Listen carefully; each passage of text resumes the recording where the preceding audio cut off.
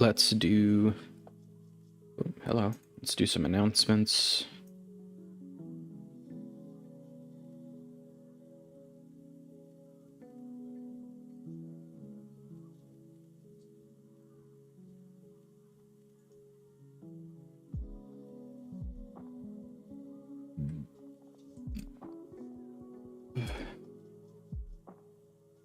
Setting up the stream.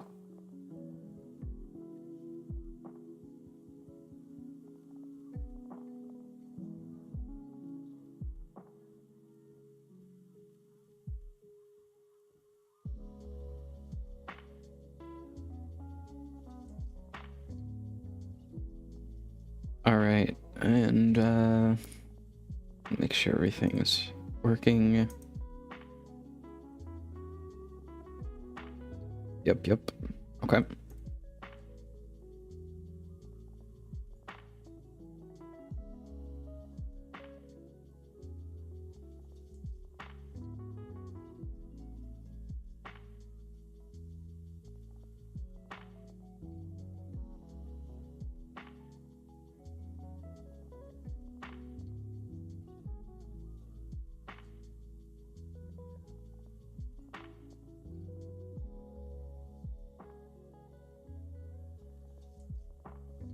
Do some announcements. I got stuff in my throat.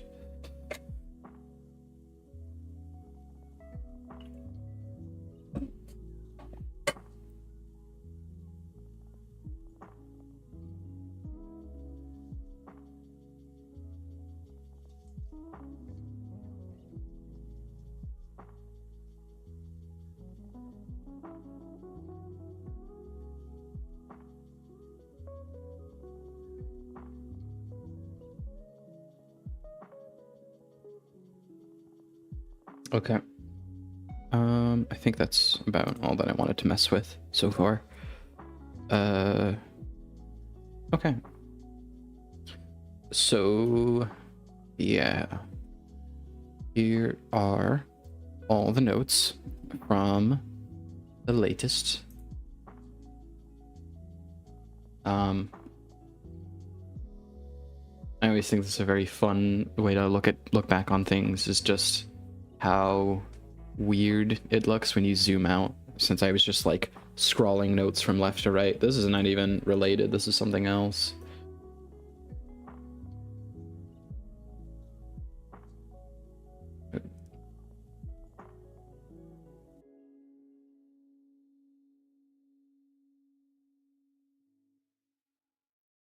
So this is for the other game.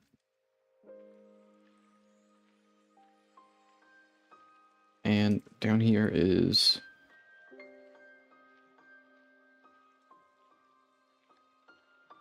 AI discussion.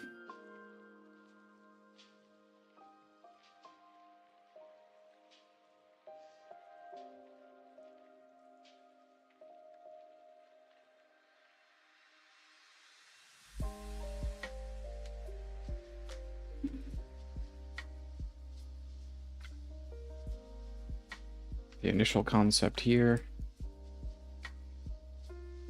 And put a frame up here for this part being scrapped.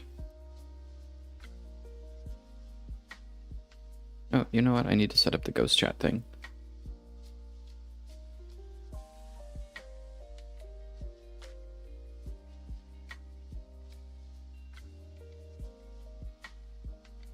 Need to select all of it and put it in here.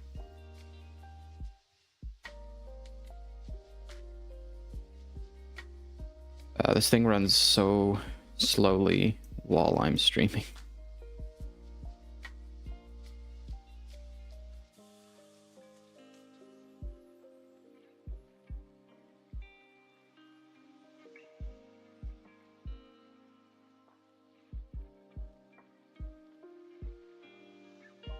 Okay.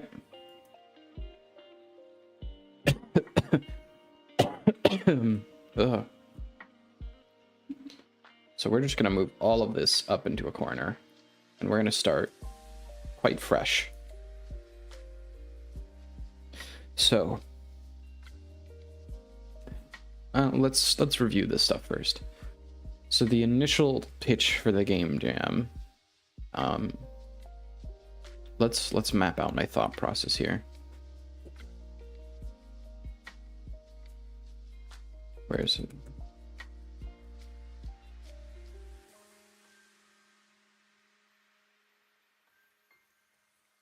So it's spreading. That was initially kind of the start point. What rectangle? There we go. That transitioned into artificial life, which is very fun part of the game that I liked. Move this. So when the game jam topic was announced, it's spreading, and then that gave me the idea for the artificial life algorithm, and then from there came a few different things. One, sort of what's the game, and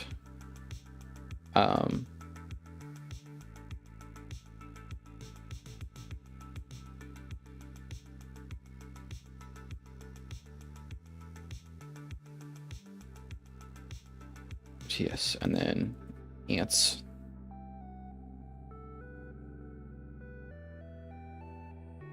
Robots. Trees.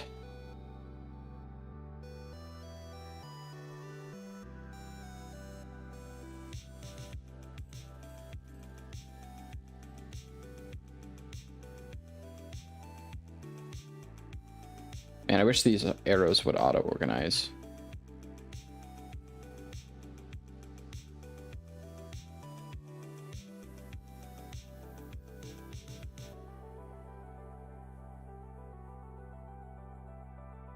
Okay, so these were the ideas that came off the artificial life thing. I had pretty much locked that down as solid.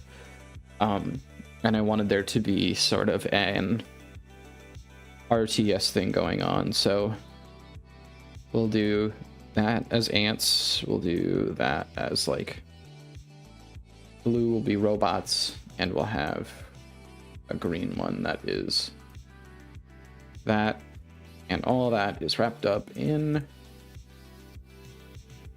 this.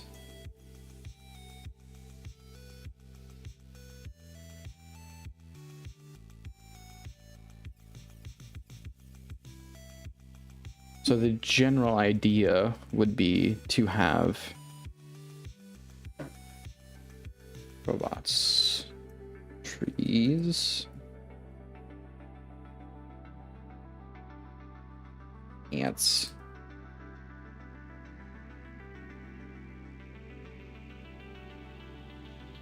that there, that there. The general idea was that these guys would be kind of fighting.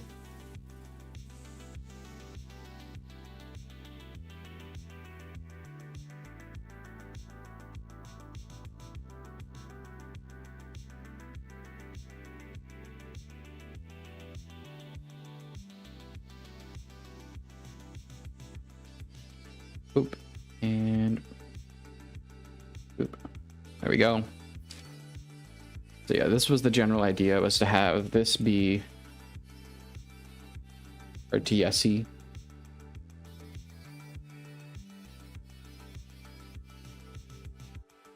And then in the background would be, yeah, let's put that here.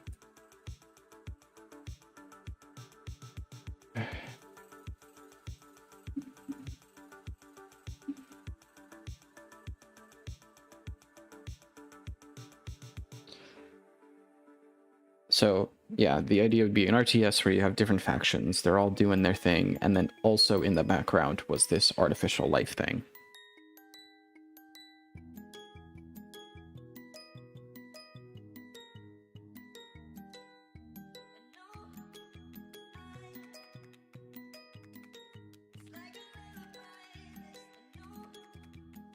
So we got that going on.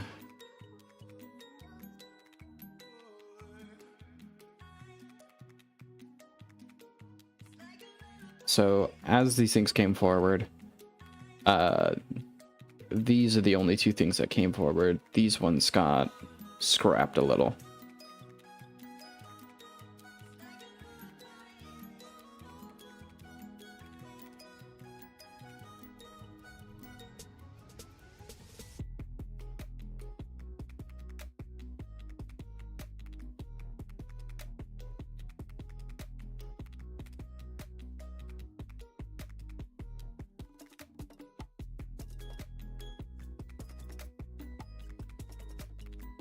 So take the robots here and this here and combine them into a new object, which is just the cell machine.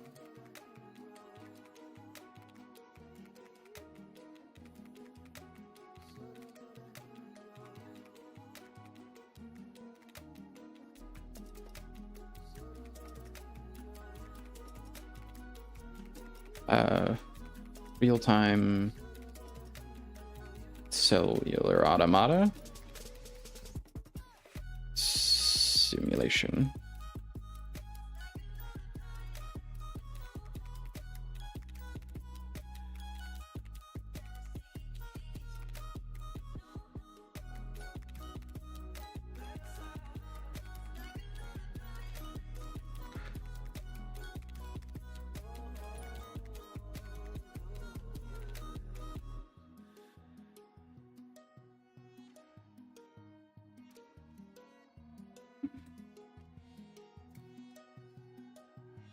Everything would operate as a cellular automata.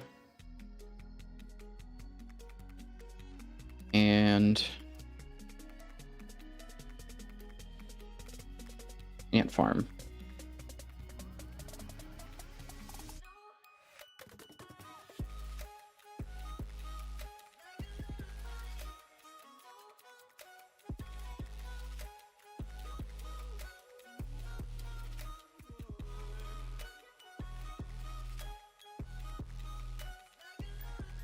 Then this got cut out.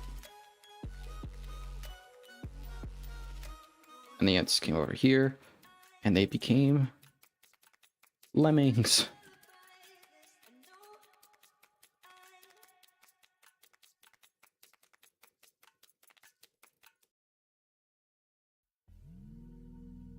And this got turned into top-down ant farm.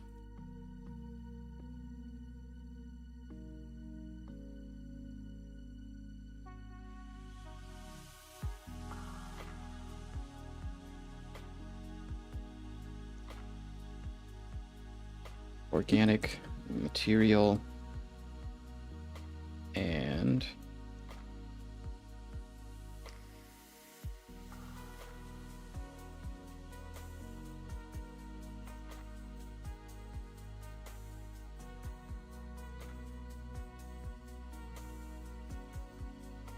this got killed pretty early on. This carried over.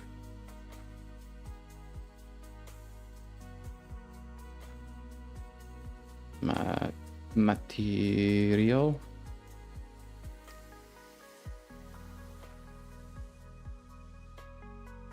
And then this got canned here and turned into just straight energy.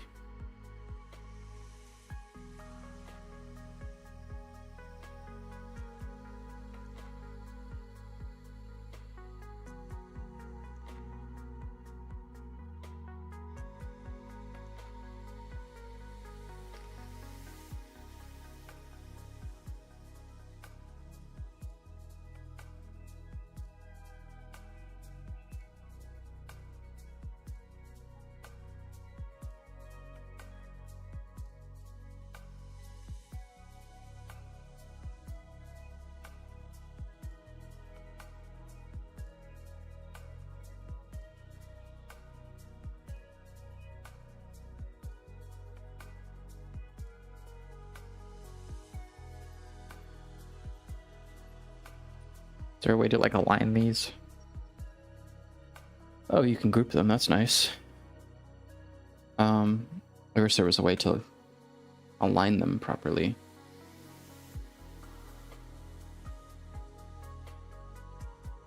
Oh.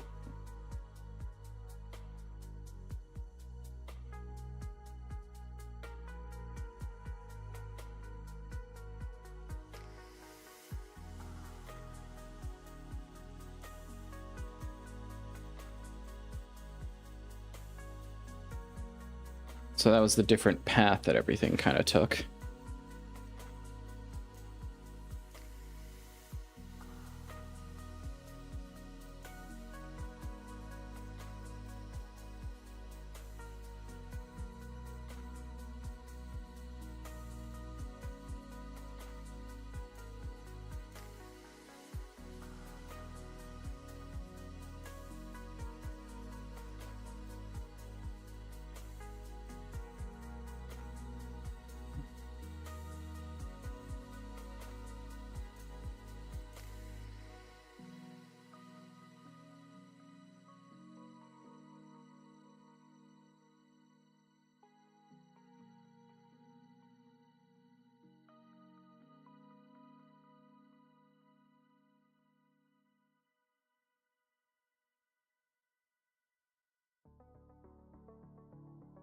Okay.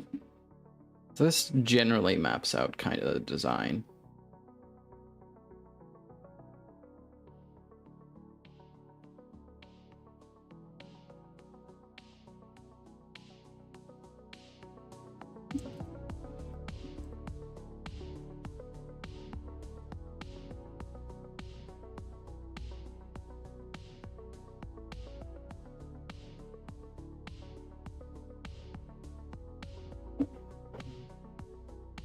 Man, it really is very much like you don't know what you're building. You gotta make your wings on the way down.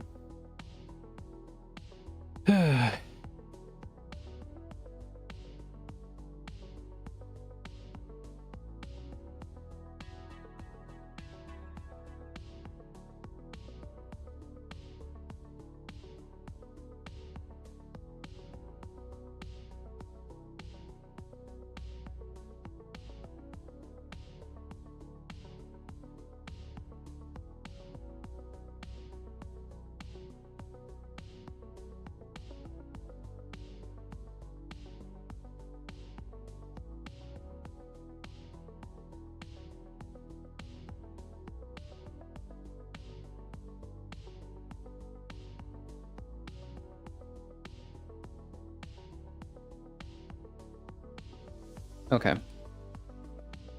So that's all this. Now let's move on. Let me check something real quick. Test header. New thing. Text to diagram.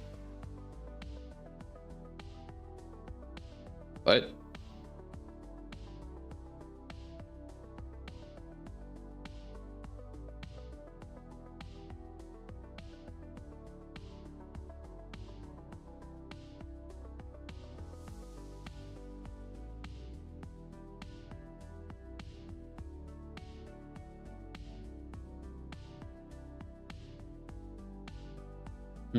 Weird. So let's try this. Project ideas.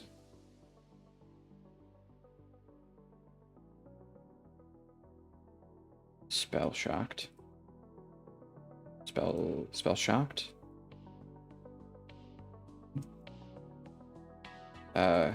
Crestfallen Caverns. PC.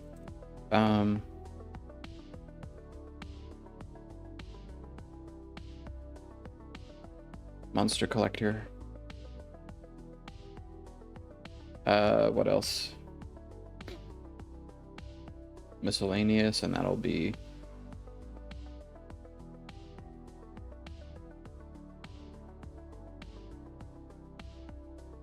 Endergreams, extension, I guess. Extension.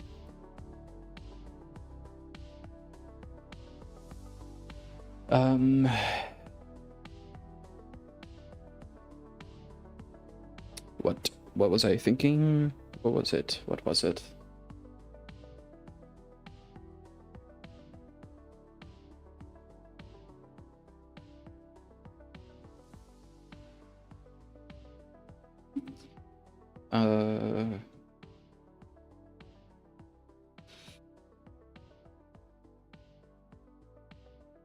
Text editor.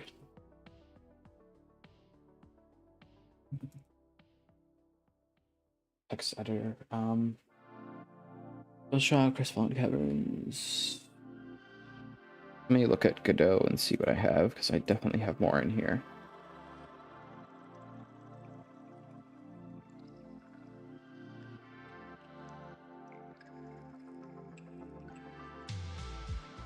Enable engines for things. Oh yeah, that's much later. Mask of Red Death is another one. And then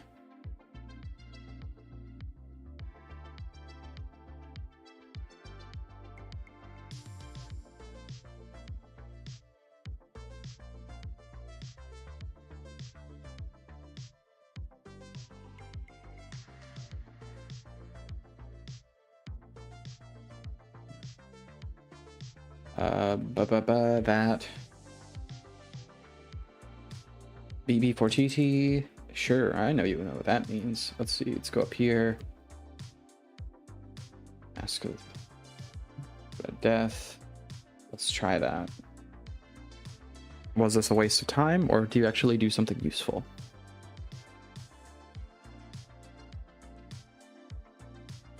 No, this looks pretty bad. I'm not gonna lie. And I can't even manipulate the individual pieces of it.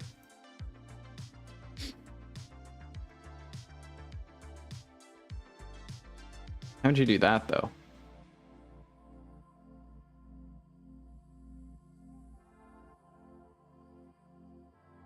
Yeah, like it included MISC, and then it did that.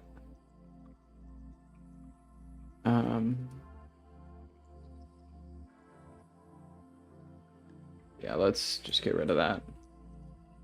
Okay, I'm on my own here.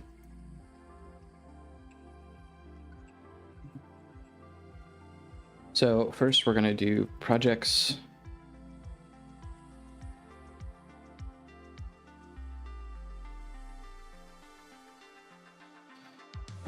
In projects, we're gonna have games. And we're gonna have tools.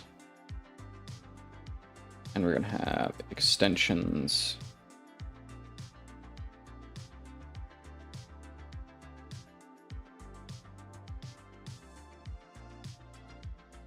Okay, that's what that does.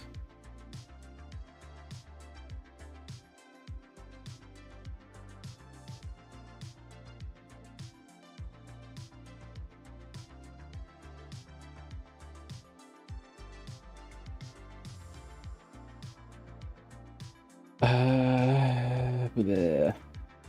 Use spell shock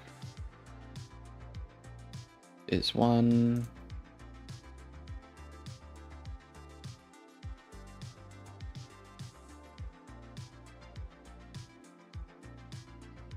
Caverns is another.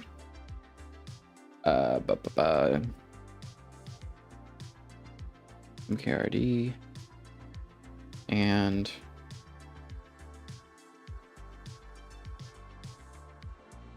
CC Go.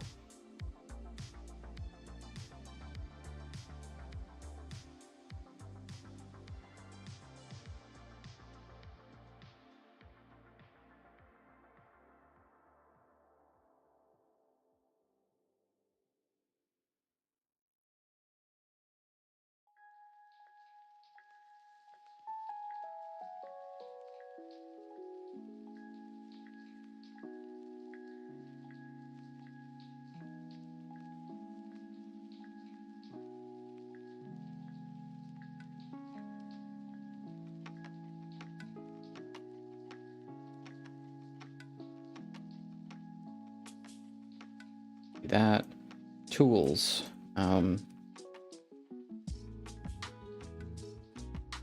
Text editor.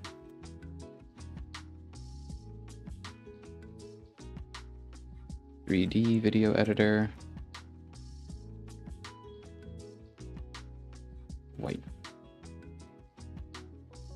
Whiteboard app.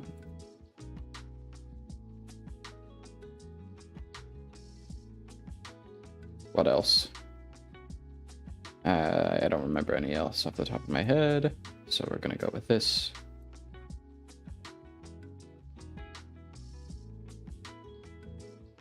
And extensions.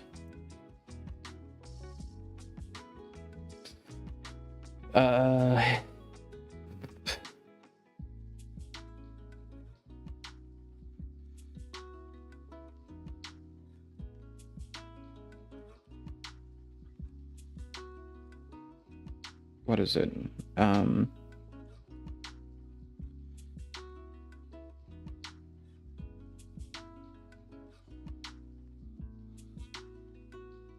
Better stream avatars and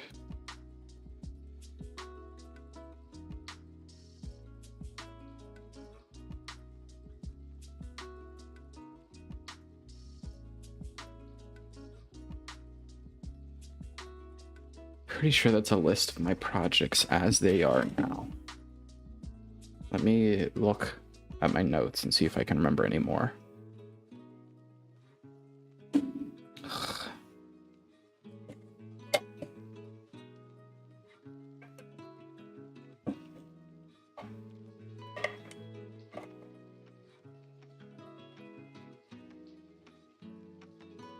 Where are my notes? Where are my notes?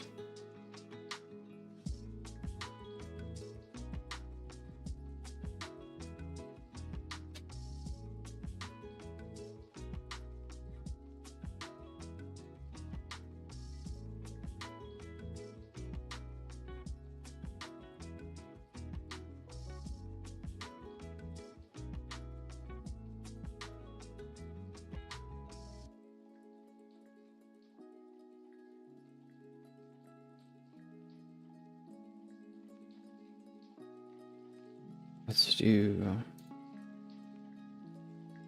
Last of Us. What else? Do I have anything else that is really...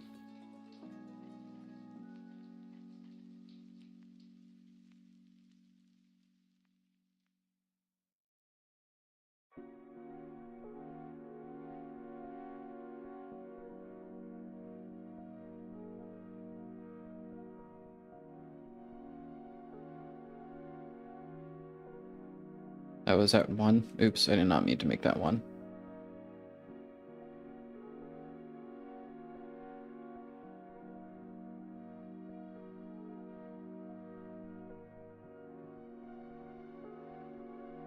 Do that.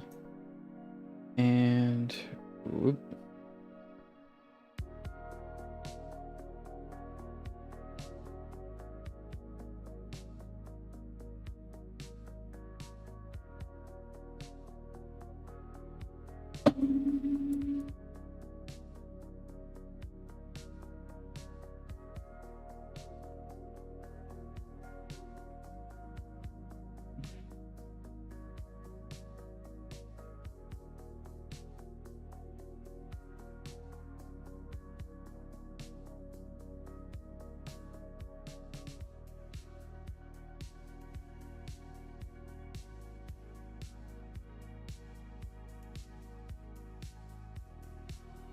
Those are those ideas. I'll do, yeah, I could just leave it at essays, I don't care.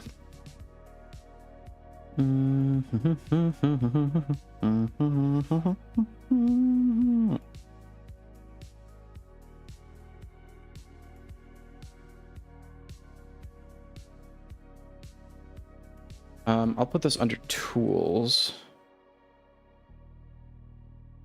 Tabletop engine.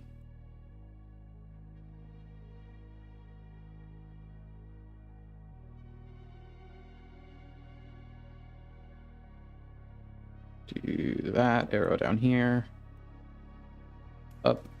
Okay.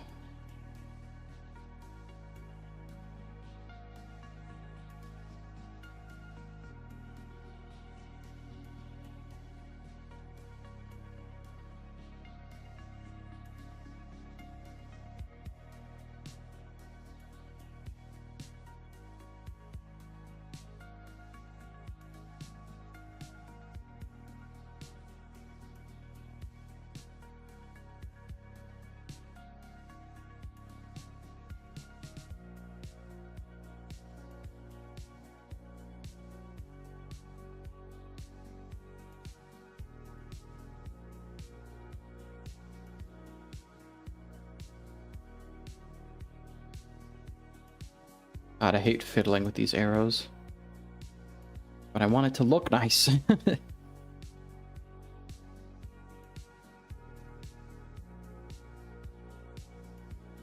Hey man, how's it going? Good to see you. I am going over all the notes that I put out for the Game Jam thing, and I'm listing out some ideas for a new project. You're just waking up? Yeah, good morning then. Yeah, how you been?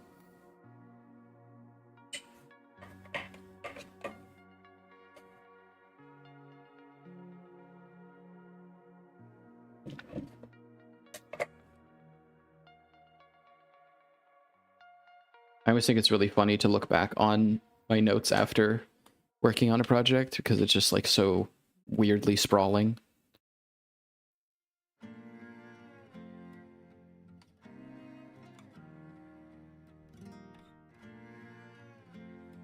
Sleepy? Yeah, I bet.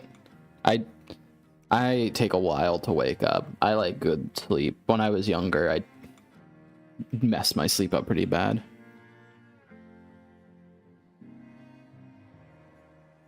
What about me? I'm doing all right. I'm just chilling. I'm happy the jam's over, taking a little break from coding. I kind of had to shove a couple things in at the end right before I submitted because I forgot about many things, but thankfully one of the other streamers was nice enough to play my game and I realized how many bugs were there were, which is nice.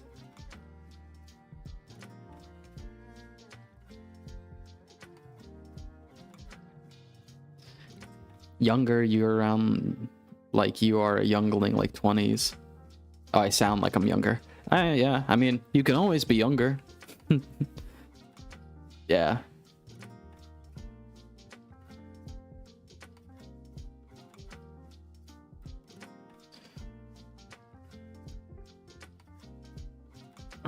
But yeah, I got it submitted. I got it all done-ish, but I'm happy with the progress I made. The main thing that I wanted to play with was I just really liked this genetic concept, and I think I got that pretty well, so I'm happy with it. I don't think it's gonna win the super grand jackpot prize, but whatever. Not really what I was going for. I'm very excited to see who does. I'm glad I finished a game jam. I tried to compete in a couple other ones, and it ended up just being too difficult to work with a team. Like a lot of people kept dropping out, not doing any work, contributing, and it was just a mess. So I'm glad to have at least one under my belt that I could say was finished.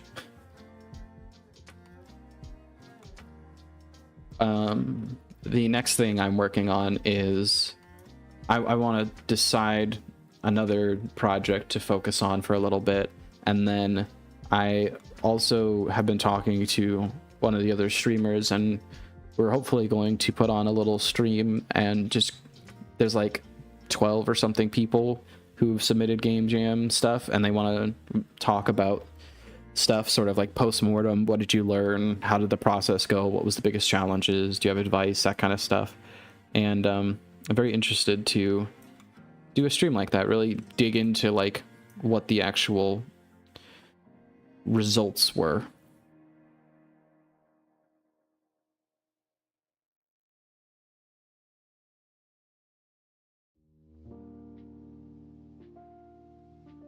When you fully wake up and stuff, you send me something, send me that thing you wanted me to look at, and we can step through it and look at it, because I meant to get to that earlier, but the game jam took up a lot of my time and I got very sleepy. But yeah, if you want to look at something, just let me know and we'll take a look at it.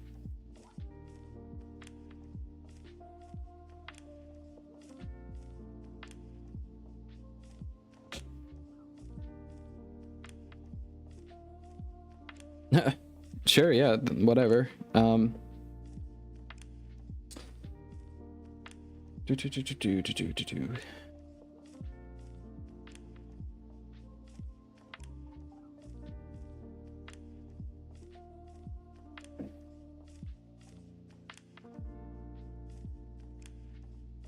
Right now I'm just taking my list of ideas and kind of narrowing down what I want to do next. So I'm going to go through these and add some descriptions and see how I feel about each of them.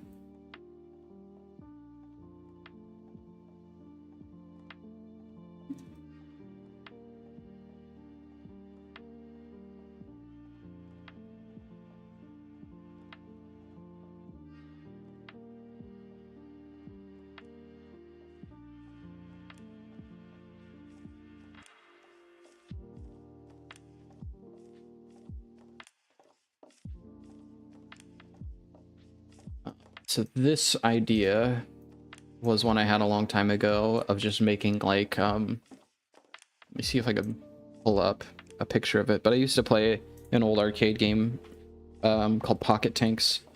There's a lot of other things like it. There's like Scorching Fire and stuff like that, but this is the one that I remember, and I always thought it was fun.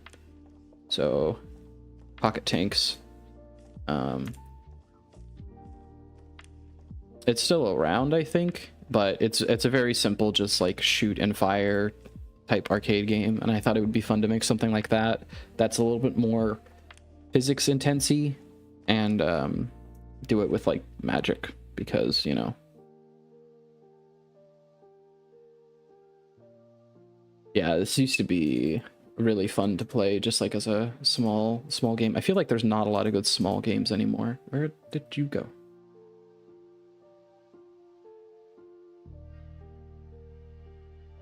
Miniclip had so many cool games. I used to play Raft Wars a ton.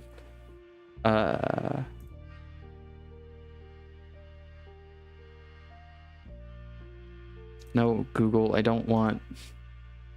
I want this here. Do it. Copy image. Paste. Does not like that. I guess I'll just have to save it.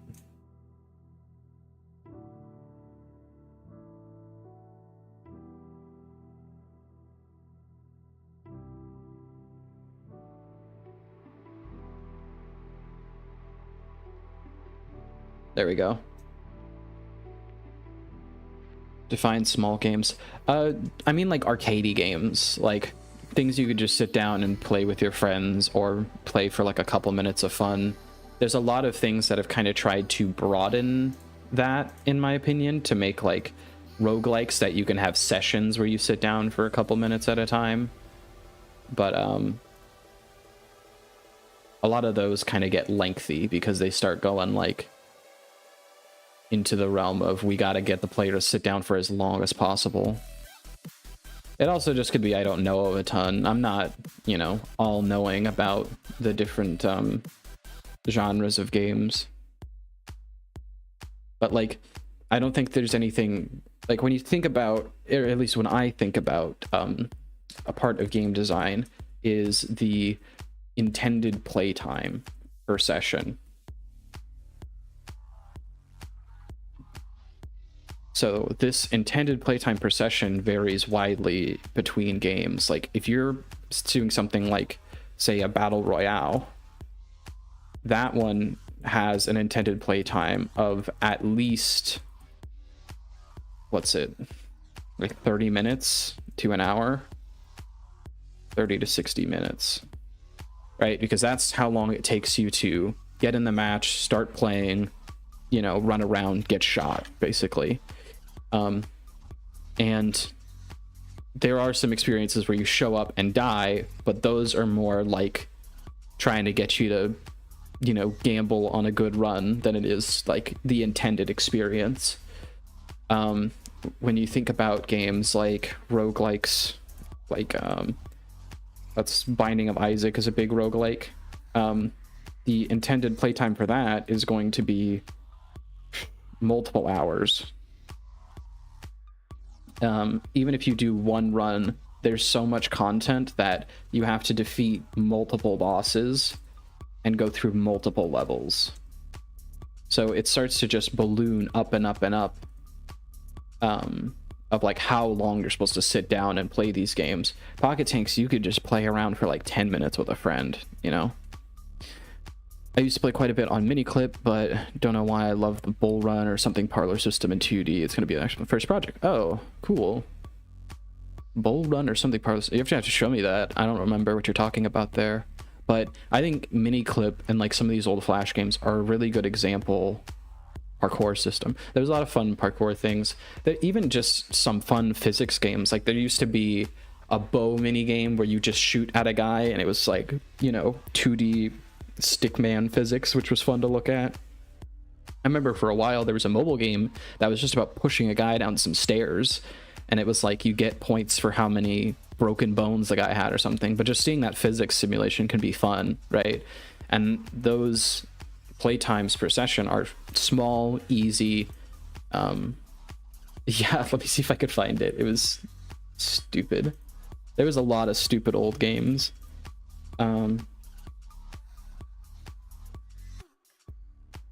Stairs, ragdoll, game, mobile.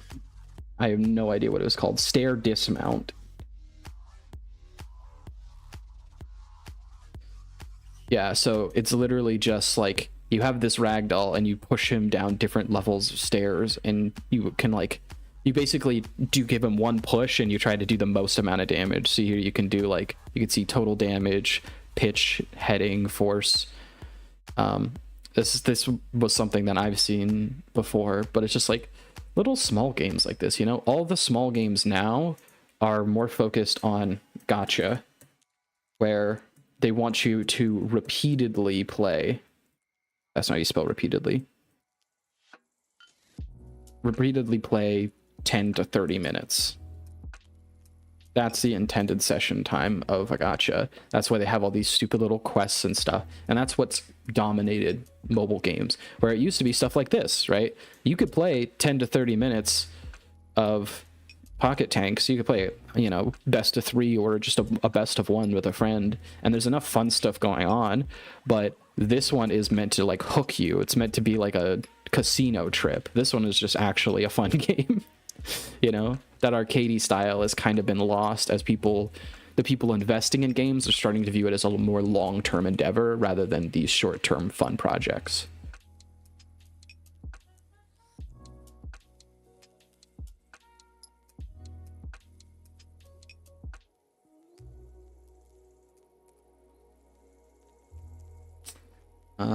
Okay.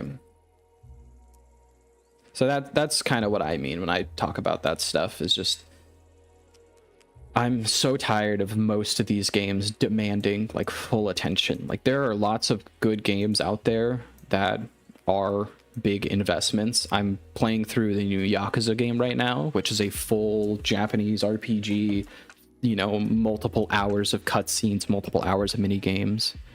Diner Dash. Let me look that up.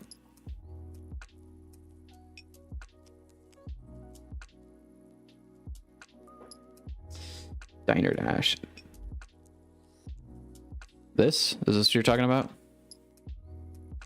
You played half of Yakuza 0. Yeah, like those games I think are good because they are intended to be worlds that you spend a lot of time in, come back over and over again, and like, you know, there's like 10 games on the series and they're all like 40 to 100 hours of playtime. It's cool, it's good, that's their niche, but the other side of it's been lost. Even something like this, you know, having a little diner game like this used to be a very, very easy template for a lot of Flash games of like, just have a diner and then just like try to serve them the right meal. And even that has kind of gotten replaced. You know, the most popular cooking game I can think of is Overcooked, which is more just like chaotic and like that kind of stuff. But it's meant more to be more like a rage game than anything. There's a good game I like to play with some of my friends called PlateUp, and it's a bit more of like, it's fun, right? Overcooked is fun, but it's a different type of game, right? It's a chaos game, it's a party game. It's not, it's more just like, it's a different kind of thing that I'm talking about, you know? I like playing PlateUp.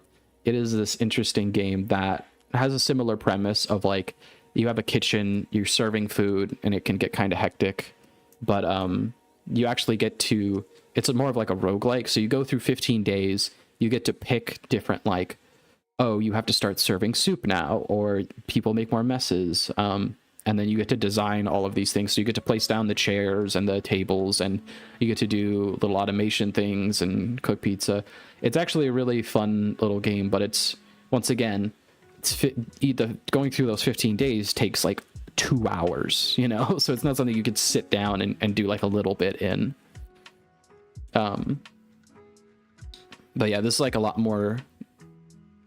this is a lot more slower paced, but it can ramp up really fast. Like, the fun part I like about this is that they managed to really capture each of the different items that you cook has a different way that you have to play for it. You know, if you're cooking burgers, you got to throw it on there, and it's very quick. It's very in and out. Like, you throw a burger on the fire, you grab it, you put it on a plate, you go. If you're doing something like pizza, it's like, okay, you got to get the cheese, you got to chop it, you got the tomatoes, you got to chop it, you got to get the dough, you got to chop it, you put them together, put it in the oven, you got to wait, make sure it doesn't burn, got to bring it out, then you got to get a slice. So it serves more people, but it's a more intensive process. It actually really feels different to cook each of the different items, which I think is a really fun. It's definitely great too because it's couch co-op, so if you have any friends you want to play with, there's not many couch co-op games anymore. Yeah, let me put the name in chat so you have it, or why don't I just link it for you? How about that? I can do things, you know. But yeah, I've had a lot of fun with the game, so I would recommend it. It's on Steam. I don't know if it's on consoles. Let me see. It has full controller support, so that's good. Play up console. Console official release announcement about a month ago. Early 2024 is when console is supposed to be released, so hell yeah. February 15th, actually. So yeah, it's coming to consoles real soon. That's exciting. I like playing more on console, so I'm looking forward to that.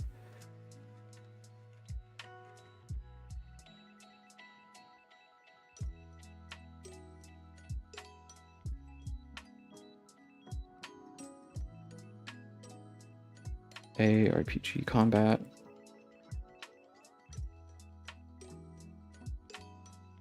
Physics-based combat.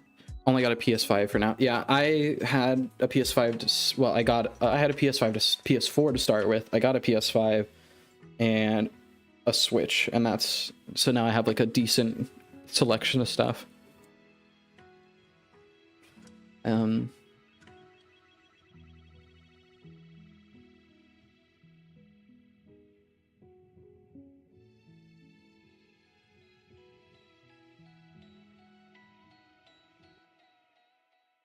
Multiple, let's do non-combat.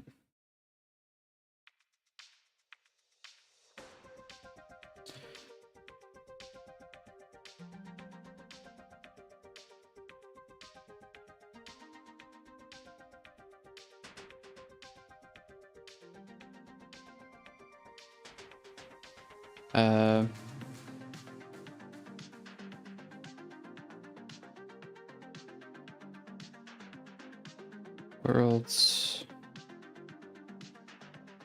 I don't know how to phrase what I want for this properly. But yeah, I definitely recommend that game. It's pretty fun. And they've been adding a lot of content to it. It's still, like, from the time I started playing it, they added like a couple new dishes. They added some like clothes you can put on for your little character. They had like a Halloween and a Christmas thing. Yeah, there's a lot of stuff. And then obviously they're working on console right now, so they're still working on the game.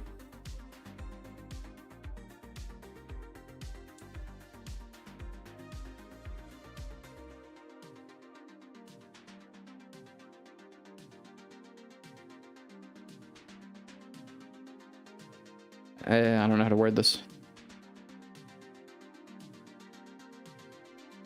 You thought it was an old game? Yeah.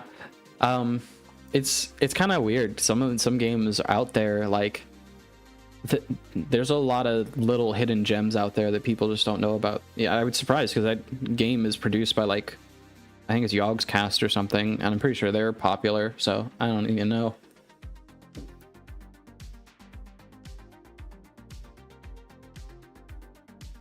Something I've heard no one talk about, but I expect it to be quite a bit more popular.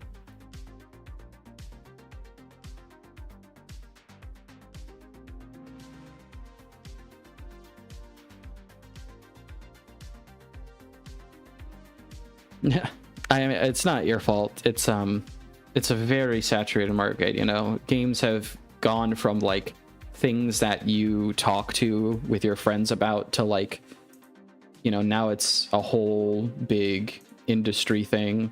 And a lot of games that you hear about are the ones that are like breaking news that week, you know, like there are articles about Baldur's Gate 3, like a million articles about it, right, on regular news places. There are regular news places just devoted to games now. It stopped becoming a thing where it's like word of mouth, and now it's like, it's actually like you have to have marketing. You have to have good marketing, or people just won't hear about it. There's this tiny game that I saw that I liked not too long ago on Steam, and it looks like it'd be decently popular with the right crowd, but literally it's got like very few people playing it. Let's see. It's got 100 reviews. It's $8, but it's still pretty small, you know? It's got a lot of positive reviews, but stuff like this is like, I had to like search for this by just like looking on Steam randomly and finding it. Only heard about Baldur's Gate releasing because of a friend. Also would have gone over your head. Yeah, it's interesting. I really think like games are still moving into that like mainstream slot, even though like I think it's like 50% of people in America play games or something. It's a lot of people don't treat it like that, and so they're still kind of figuring out how to do that, you know, where it's like if there was a big movie coming out, they would have made sure you heard about it, but bigger games seem to still take everyone by surprise, which is weird. Extreme Pamplona. What? Extreme Pamplona. It seems like a lot of these are preserved on certain sites. Oh, interesting. So it's like a little runner thing and you do parkour tricks. That's fun.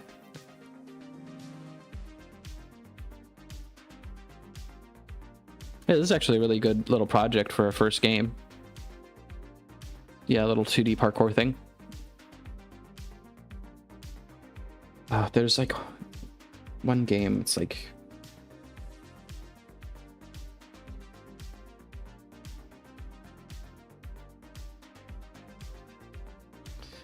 there's this game that a place near me has as an arcade game, and I always thought it would be kind of fun to like bring that back. There's so many good old arcade games that I just like, I'm like, if you just remade it, it would be fine, you know? Gauntlet is one of those that I remember having fun with when I was younger. And it's, you know, there's not that many things you can play like couch co-op anymore either. What was it?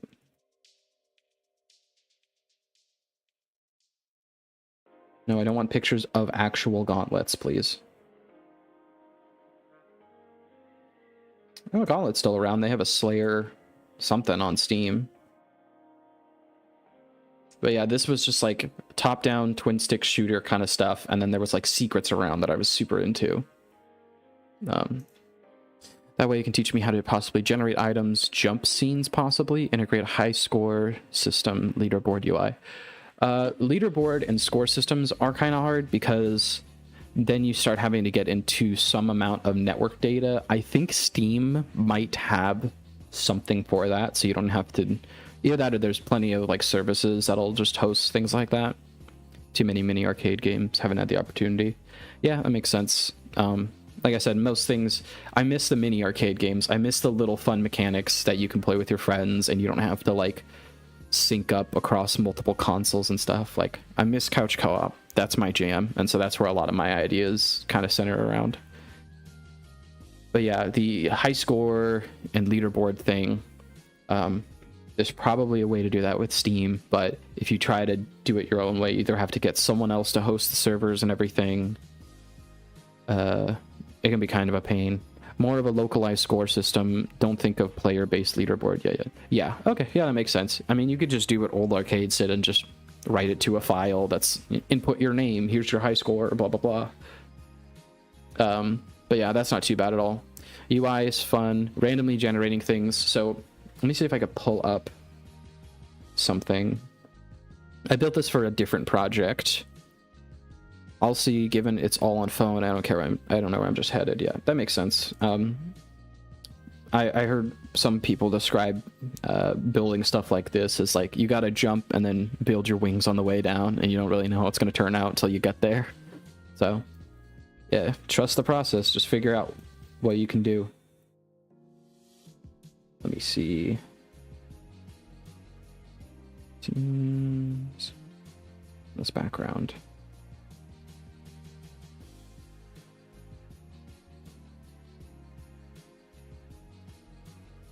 Hey, oh hey, what's up? Saw you were online, gonna run, do family stuff. Thanks, I appreciate lurking. But yeah, thanks for dropping by. I'll talk to you later.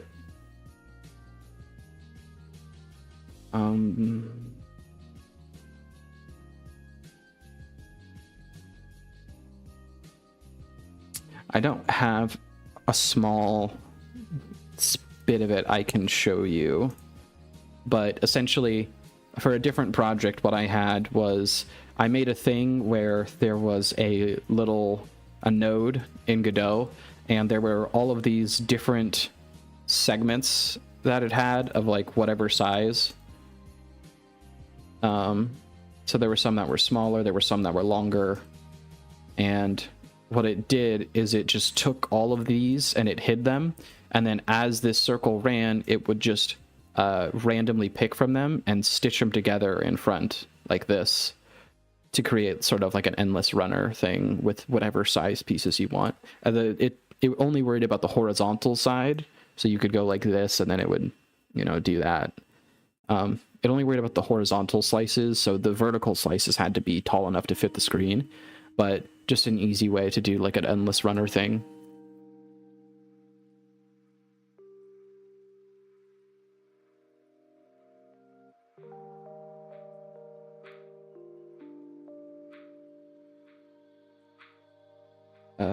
Let's go ahead and move on to this.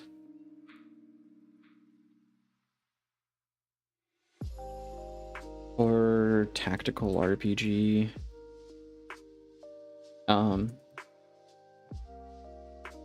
Sacrifice party members.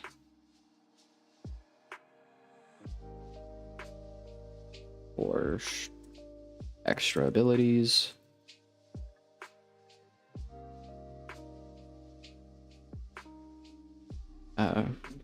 Oxygen rooms. Flash.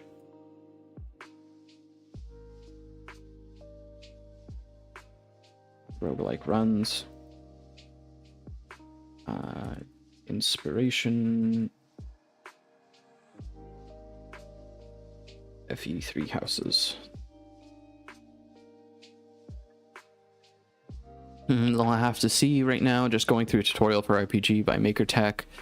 I think I'm at least a good 2 weeks or a month before I can make my first game. Yeah, I mean, it just depends on what you want to make, It's always a hard thing because just getting the general consensus on how to make it all, Yeah, it's always a hard thing because everyone who makes a project is making a new project. There are very few times when someone's making a straight clone, right? And so there's always tutorials to help you get through things and help you figure out how other people do things, but when you really get down to making something, most of the time you're going to use whatever you've learned as a base, and the thing you're going to make is going to be something that, however similar it might be, isn't going to be, you know, word for word lifted from someone else. So I'm glad you're doing tutorials. I'm glad you're getting a feel for it all, but don't be afraid just to like get down and dirty with it. Just, you know, jump in and see what happens. There isn't going to be a tutorial out there for exactly what you want, because if somebody knew how to make exactly what you want and could do it, they would just do it and then it would be out there, right? But yeah, it's definitely good to take it slow and kind of figure out how comfortable you are with things before jumping into it. I think I have a GIF somewhere still of the stuff I made for this game. This was one of the previous game jam ideas, and that team fell apart. So it's an idea I like, so I'm still gonna keep it. I'm totally up now if you want to show the game again. Okay, yeah, give me a second. Let me finish this real quick. Random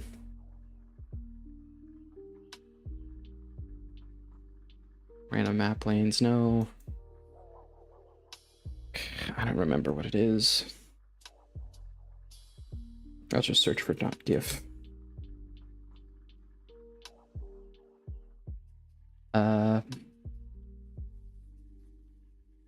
Turn manager, maybe?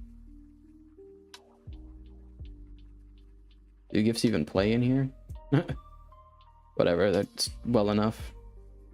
Yeah, this one I was sad about because we had a decently cool idea, and I started working on a lot of it. So I made a procedurally generated little room. I got pathfinding set up so you could take your turns, and then you could set up different teams and all that. And I set up the turn manager, so a lot of the code, the base code, was in place, and the artist did some good work, but then everyone just kind of had their own stuff going on, I guess, and it just slowly died, and I was sad because it was actually a fun idea. I gotta move this. Oh, I need you to go back.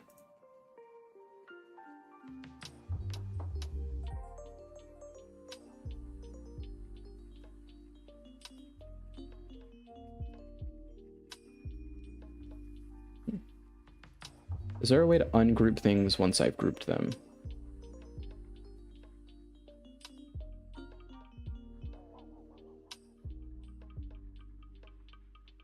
Okay, yeah, there is. That's actually really nice then, because now I can move that as one unit.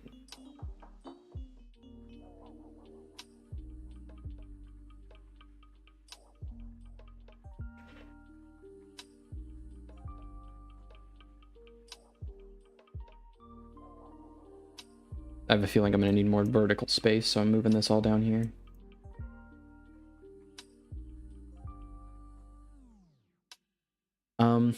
Yeah, so all right, here is what I had. It's not great as a game, but it's good as an experiment is the way that I describe it. So I don't know how much I worked on the other project, but I think this should be fine.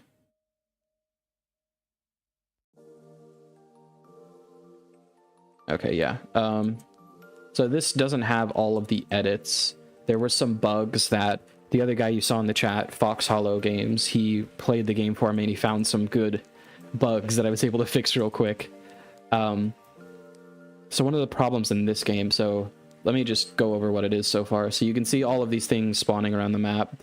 These are artificial life simulations. They each have their own genome. They each are mutating according to how long they survive, etc., etc. So it's kind of fun. It's a little thing that's spreading around. The red ones, if you see my energy over here, when I jump into it, it goes down because it's trying to eat me. So the red ones are traps. The dark green ones are like the wood of the plant. The lighter green ones are plants' leaves, and they gain energy based on how many empty cells there are around it. I believe the dark yellow ones are roots, which are the opposite. It's based on how many walls are around it. and then that white one is just the seed that, you know, actually builds things out. And then you are an ant, and you can spawn diggers, which go through and they dig through terrain until they get to the end, and then they stop. You can build launchers, which will hit something, stop, and then you can use them to bounce and go up higher. And you can also send other things across them. So here's a bridger, and it just places down blocks underneath itself. If you put it across something like this, it'll just keep bridging until it reaches something else to stand on, and then it dies. And grabbers actually grab plants and feed them to you, and so every time it does that, my energy goes up. We'll see if this, I don't think this will grow back down anymore, but oh wait, it might. Yep, there it is. So you see he grabs it, picks it up, grabs it, gives it to me. 10 points. Woohoo. And that's actually based on the energy of the plant. So Fox Hello Games found a really funny bug where he made a ton of ants and they all ran into a trap, and then he ate the trap, and then he was like, why do I have so much energy? It's just because it blasted all of them and then gave it back to him, which is fun. You can grab things and eat them. So you can grab things on your own and eat them. You're not supposed to be able to eat walls. I might have fixed that. I don't know if I did fix that in the final. Ooh. But the theory is just that if you are faced with a plant, you can grab stuff like this, and then if I press down, it gave me a little bit of energy, which is nice.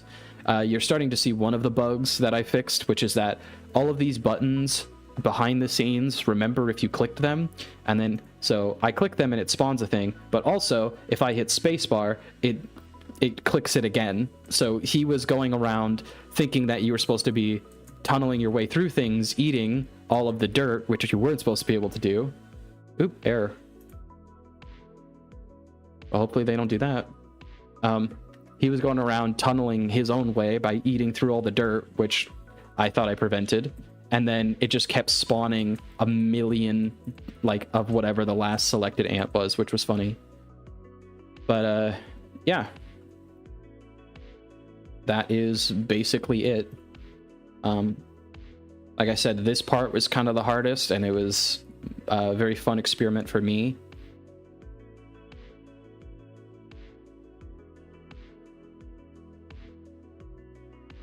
I think there is a decent challenge here of like trying to get enough energy without wasting a ton of time. So like I'm trying to bridge across here. Oh, I spawned something I did not mean to because the bug is still there. This is something I didn't fix, is that if they decide to eat you, you just gotta wait. If they decide to grow on you, you're like, I can't do much. I also lowered the cost in the final build as well, because I think this is just too slow of a regen rate. But yeah, see there, he builds up, and that means that I can go over here. I'm just a little bit too shy, so I can actually do that. And now I don't have any energy. Come closer so I can eat you. Jumping is still a little weird. I don't know why this... He can't go through this quite yet. I think it's because he's stopping on the block ahead. That's why I added the ability to move stuff. In the final version, I made it so you could just click on them, which is way better, but I was really stubborn on trying to make it work with a keyboard-like approach, or a controller-like approach. Sometimes the jump goes crazy. Oh no. Oh no, wait, I think I was testing something, so I turned off that part of the jump. Let me make sure that's not in the other code. But yeah, I turned off the check to see if you were on the ground to jump, because I wanted to test the wind condition, which was just getting out the top. Yeah, it's super scuffed. It's not at all like polished for gameplay, because that wasn't really something I got figured out until the very end.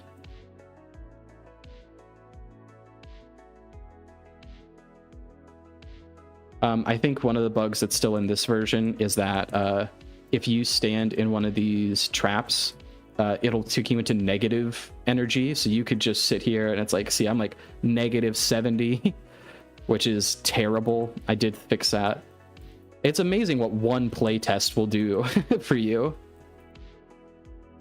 Yeah, there you go. So, oops, didn't mean to close out of everything. Things can always be looked turning around a time crunch. Yeah. My biggest thing, I mapped out up here, like this was kind of my ideas when I was going through this. So it started from like it's spreading. I thought that was a cool idea. The artificial life thing was kind of always in the front of it, but then it's like the biggest issue that I had was, how do I make this a game? How do I make it like a thing? You know, I know I want to make plants that grow, but what do you do with that? There's not really a lot of games that are focused on that. So I went through all these different ideas and eventually ended up at what I got.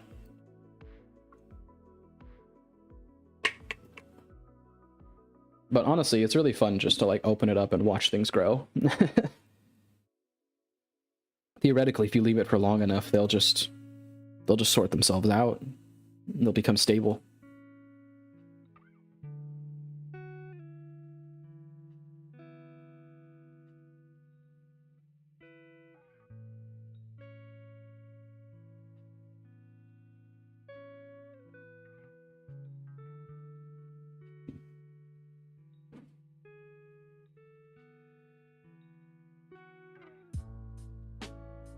So yeah, there's a lot of times when I was testing this where it was just like, I'm tired, I'm gonna take a break, I'll just leave this running because it looks cool. I like you can see it, like it looks like it's traveling, you know, moving around.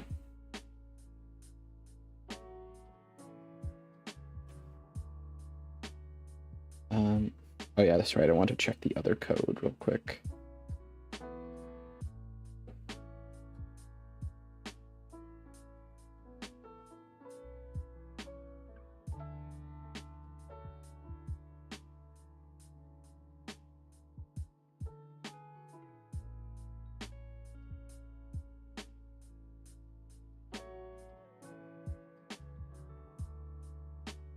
I always like seeing ones like this one where it's just like very clearly just like a spread type thing.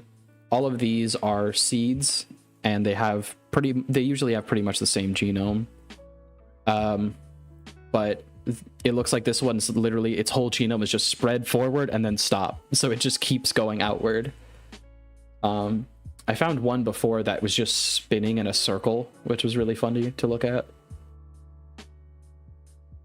There are restrictions in a game jam or something. Yeah, the restrictions is basically just you have a limited time frame, and that can be pretty rough. You know, all of this stuff was made in 2 weeks. All that I have here. So it's you get limited time to debug this stuff, to come up with the idea, and we also had to submit a document with it, which was, I've never liked documentation.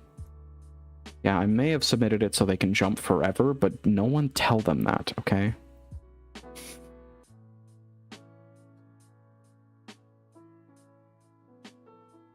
Yeah, you know, give them more free reign of the environment. Let's see. Yeah, so yeah, the main restrictions in the game jam are just, it has to be all your own stuff. You can buy assets if you have the commercial license, but you know, most of it just has to be made during the 2-week time frame. And it's meant to push people and get them out of their comfort zone, let them have something that's completed, show them the process of like, you can't just stick with your first idea and think it's the best, even if it, you know, is not feasible to do on a computer. There are plenty of people who go out there and they think they're going to build, like, one guy I worked with on a game jam team was like, we had an idea for like a very simple thing, and he's like, oh, my idea was like a 3D parkour deck builder roguelike. And we're like, we're not getting that done in 2 weeks, guy. I don't know what you think. I also don't get documentation. I don't even understand documentation even on Godot's site to learn.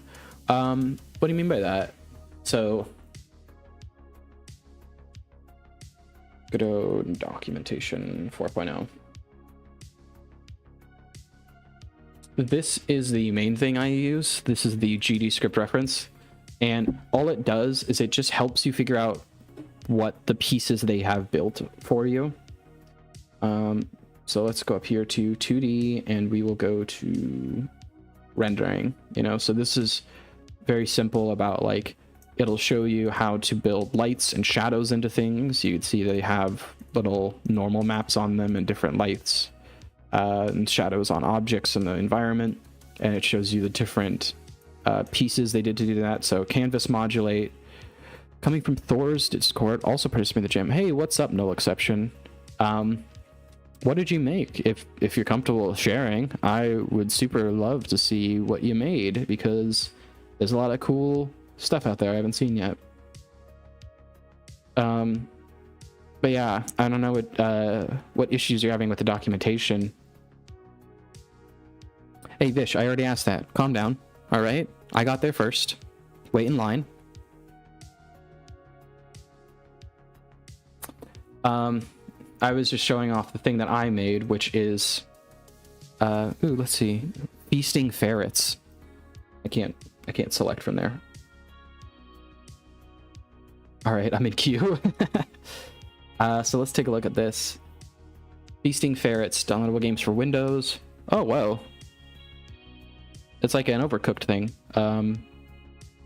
Are you feeding these ferrets? Like, okay, so you're placing things down in there. It's a food chaos management game inspired by the ferret-themed fan base of streamer Thor. You find yourself hosting a table spread for sudden chaotic popularity.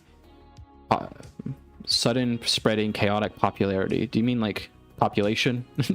You must strategically invite his fan base at the correct time and accommodate his ever-increasing stress, ensuring you don't overwhelm yourself.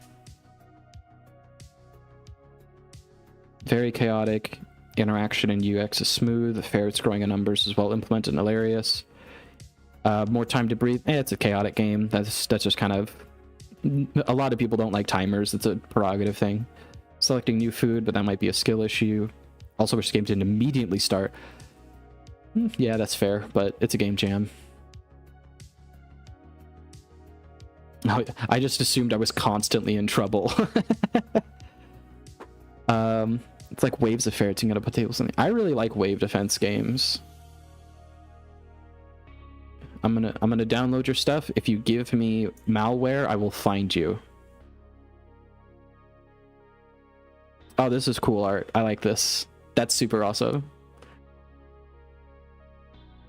Tower defense like wave system combining cooking management game. This is a really fun idea. Manage their cache by as many tables as possible. Expand your spread. Spreading Thor's popularity. Always got to play to your audience. Always got to play there, you know? He's not lying about finding you, probably. Vish has been around. He knows. Unity, Blender, BandLab. I'm assuming that's for music. Photoshop.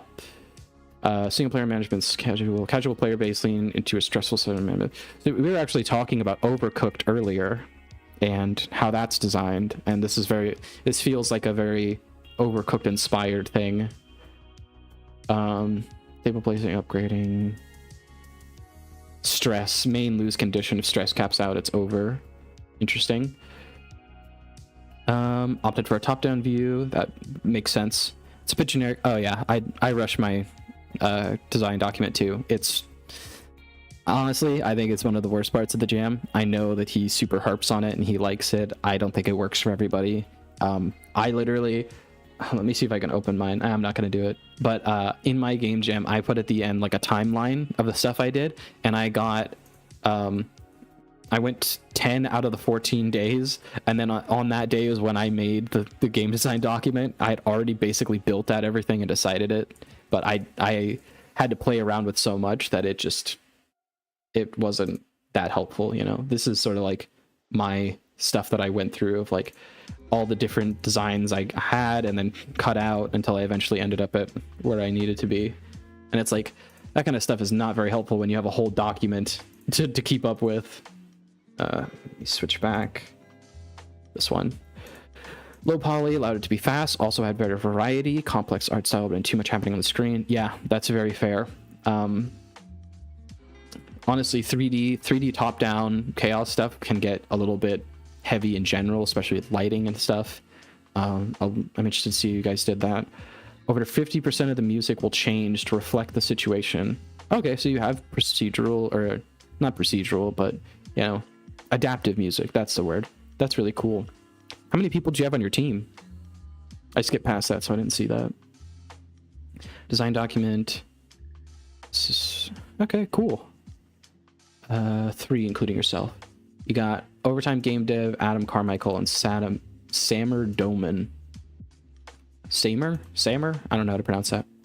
Well, you did good with the design, I think. It's a very economical way to approach things. But you got a lot included in it. What engine did you guys use? Oh yeah, Unity.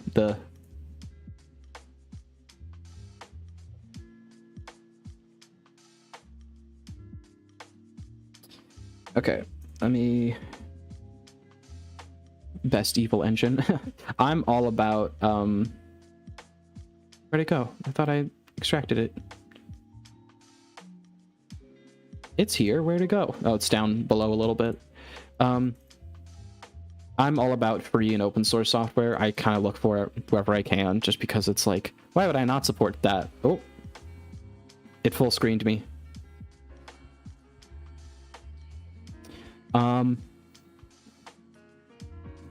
Let's see. Is this actually registering on OBS? I don't know if it is. I don't think it is.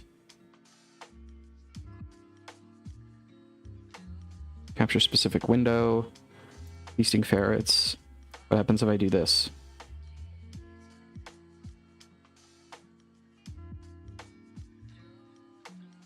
Does this work?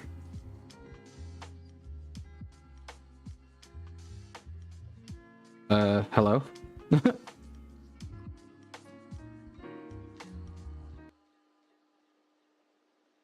I do not know if this is working properly in terms of capturing it. Okay, there it goes. Awesome. Oh. Can you guys see it now? I'm doing display capture, so it should just go. Okay, cool, you can see it.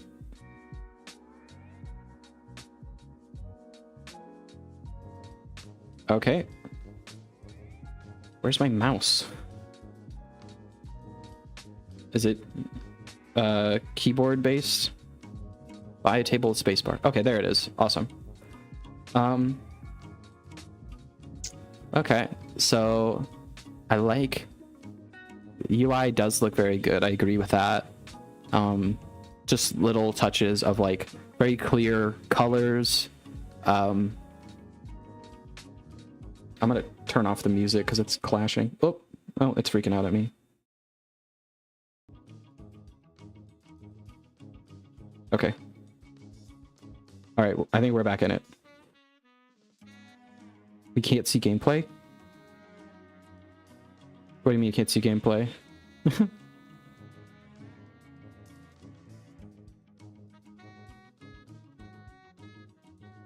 It's freezing. Can you see my mouse moving around? Footage freezes when you focus on it. Weird. Let's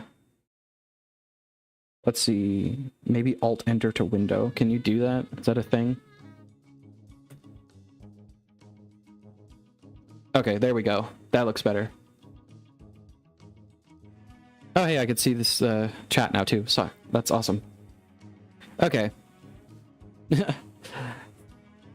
See, this is why you always gotta stream test your game jam submissions. That's not overkill. So yeah, I like the art style. Honestly, you might have even gone even lower poly than this, unless you guys just picked up these assets from somewhere. But yeah, I like it so far.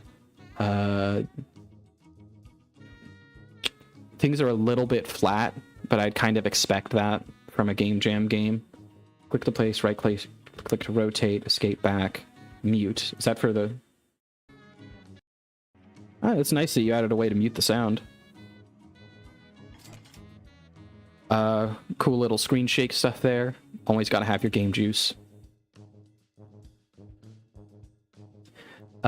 Pizza is 15 cash per second, plus 5 stress per second, 10-second eating duration, $200. I can't start with cheese? Why can't I start with cheese? Oh, I can. Never mind. You lied to me. Click to skip. Ferrets is what we focus on in terms of art. They look pretty good. I don't know if I can do anything. Click to skip. Okay. This doesn't pause the game. Yeah, okay, so it is really just kind of like you gotta go. How do I right-click to rotate? That's right. So we'll do that. This pauses the game. Yeah, I do agree. A pause menu would have been good, because it is hard to kind of get your bearings without a tutorial there. Let's see. Plus 30 cash, plus 10 a second, minus 20 cash per second, minus 30 stress per second. Okay, so you need to balance out stuff. The green and red helps a bit in terms of showing like what it is that's good about these things. I didn't add it in my game either, but even just a simple help menu pop-up of like what you're supposed to be going for would be good. Like I said, I didn't put that in my game. I get not having the time for that. Let's try putting cake here. I'm only 5% stressed, so I'm not worried about that yet.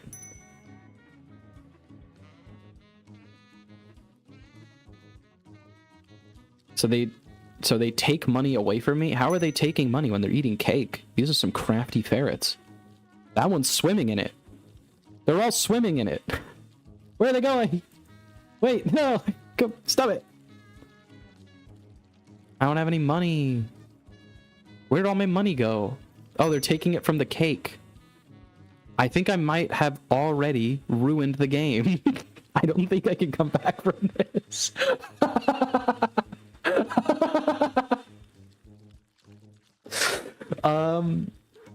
Okay, quick place. Give me the most money. I don't have any money. I can't buy any of these.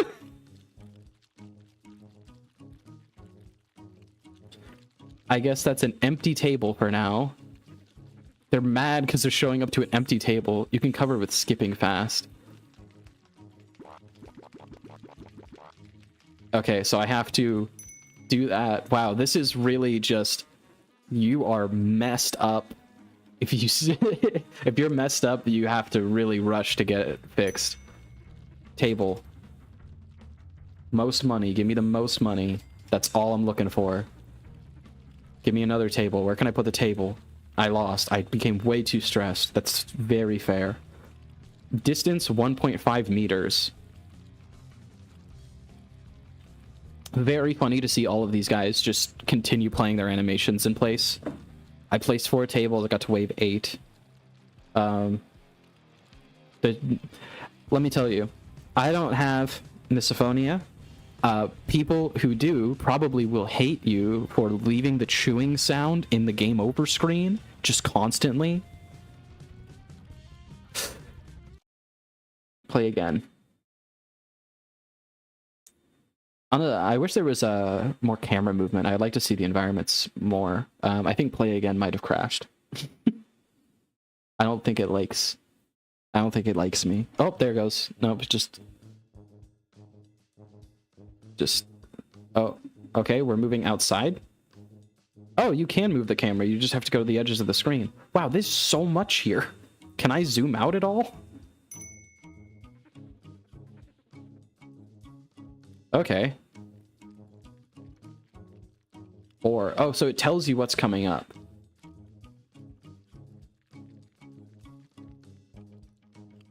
Okay. Let's immediately buy more things. Meat is minus 20 stress. No, we can use WASD to move to. Okay, cool. That's way better. I was just saying how I wanted to see more of this stuff. Wow, you guys got a really good little set going here. 6. I like how it tells you what's coming up now that I know I can move the... Okay, so you have to build off of... I do wish there was a pause menu so you could plan things out. Instead, I'm going to do it here. So right now we have decent cash flow. There's more and more coming. I can only build the tables off of what I already have. The best thing is if I can funnel them, because I need them to take longer time getting to the tables, since they seem to not have a debuff for how long it takes them to eat. So in order to increase my time in the wave, I want it to be as far away as possible, and I want there to be as many things in the way as possible. That's the plan I'm going for right now. Ice cream. So this one is just better. No, because the eating duration. I think the waves might bleed into each other, though. I'm going to go for pizza. I want it. Let's just get them in and out right now. I'm going to click to skip, and then I'm going to... I can't put them down here while they're eating. That is a problem. Do that. Let's get the... Let's see if it works. Yeah. So let's get the shorter eating times closer to where I'm trying to expand. Pizza are always the best way to go for it. Yeah, you can't go wrong with pizza.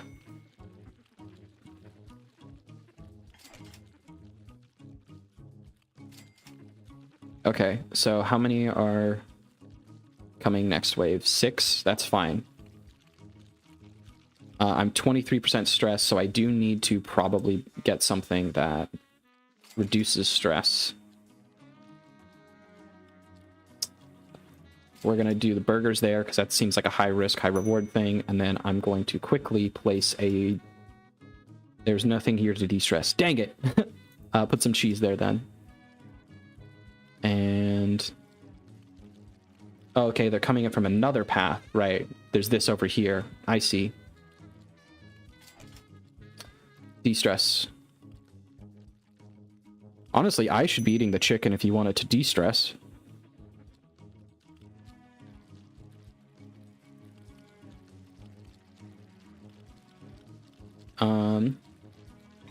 Push this over here. I'm all about that cash flow. We need that cash. Oh. Java just tried to kill me. Entirely unrelated to the game. No, I need that. I can't exit out of... Yeah, I can. Okay, so I'll wait a little bit while I can get more cash. I know they're going to be mad, but that's fine.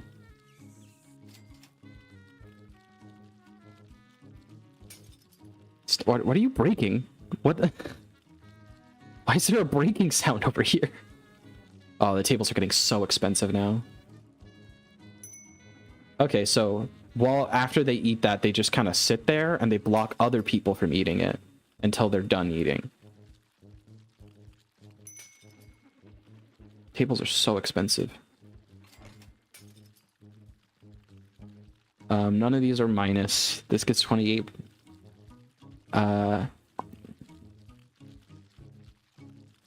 Yeah, let's just do pizza.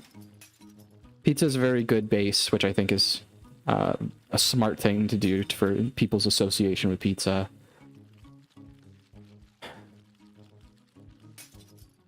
Keep expanding out this way. I'm going to do more de-stress.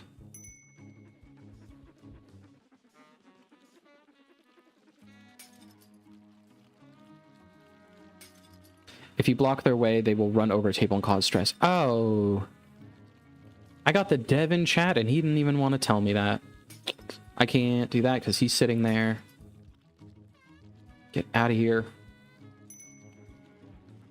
So what determines whether they go over something or not? Like, what determines what makes them run over the tables? Because they have a way, they have a path, you know, it's just a long path. So there must be like some sort of path length they don't like, would be my guess at this point.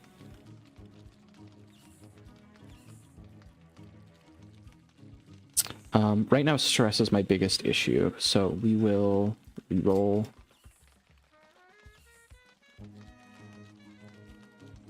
15 stress. Yeah, that's probably why that whole big table of burgers is a ton. So this should be enough to keep me down. If the other path is so far, they will jump. Yeah, okay, that makes sense. I can't delete this, so I just got to deal with it.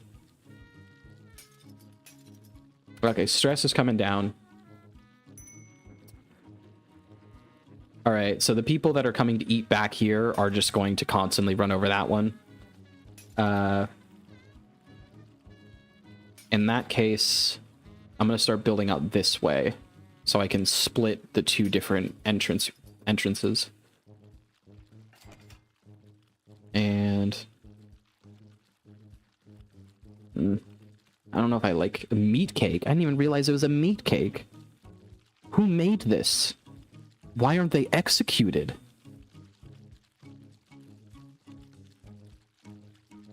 Who put...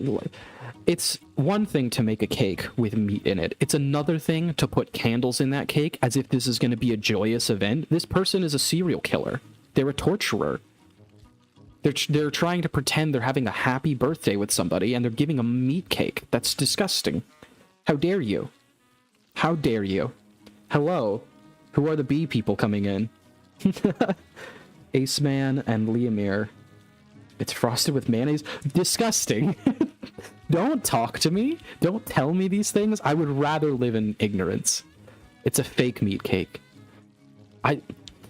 It says meat cake right here. What you submitted, there is no fake preceding the meat cake. I have to assume this is real cake, and I have to assume it is a terrifying sort of torturous endeavor put upon maybe a child even. Hey, big boy gang up in here. What's up? Did you guys just come off your stream? I'm in the middle of playing a Game Jam game from none other than NullX Exception here in chat. Made this in 2 weeks with his team and put severe war crimes in it because they have some psychological needs. I'm gonna use pizza because the meat cake, I wouldn't do that to any living creature. Beefcake is I don't know where the etymology of that word came from, but it does not evoke as much disgust in me as the phrase meat cake does. Also, these guys are swimming in chicken. I'm just reporting the facts. I didn't make them do it, but that's what they do. How's it going? Let me know what your stream was about. I probably won't pay attention because I'm being overrun with ferrets, and they are all hungry.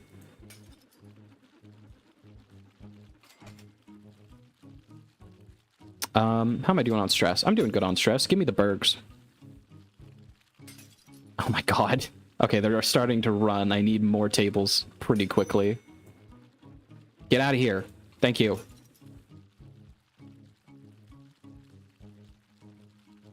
I need to cycle them out faster. The pizza's helping with that. Making a game. You're into the ferret animations? Who did the animations, NullX? Shout them out. Making a game on Godot. Love Godot. Called Star Go Round. A game with both automation and engineering. That's right. I checked that out a little bit. I need to look at it more because it's a very interesting idea to me. I wanted to see more of the dungeoneering aspect. I only saw a bit of the automation stuff.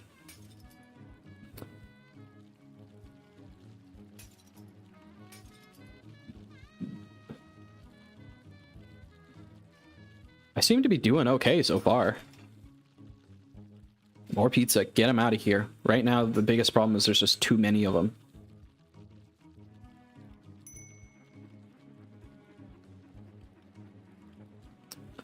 Samer doesn't really have any social. I mean, just saying the name. I just wanted to know who to thank, you know?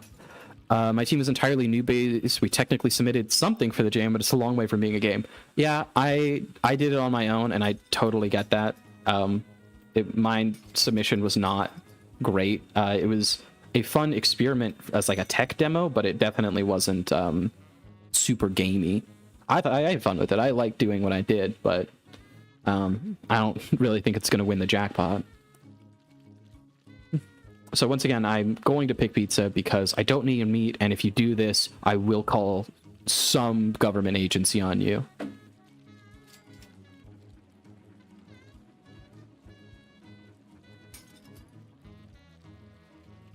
It's so funny to me that the stress accumulates at the same time as the money, because all it looks like is you're getting money and you're mad about it. Like, it's just, it looks like they're angry.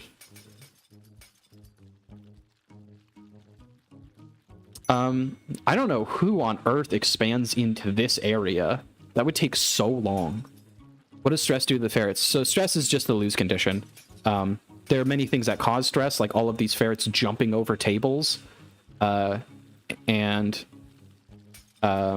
also just like there are certain things that will give you more stress. I'm going to put more food over here so they stop jumping over the table. What are your opinions on meatloaf? Meatloaf's fine. Meatloaf is a good, you know, hearty meal. It's great. It's low end because they, you know, that's like one of like the wartime meals, right? Is you put bread and meat, you got a lot of calories there. It's great. My mother made meatloaf, good meatloaf. Don't ever make a cake out of it, or I will make you my nemesis. It's a very simple concept.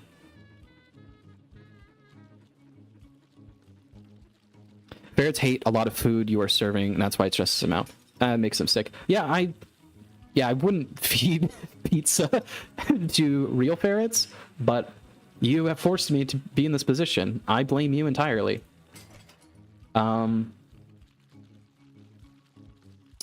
Let's try to get a little bit more cash flow. I want to expand up here more. I want to get to this area, so that way I can start feeding these a little bit better.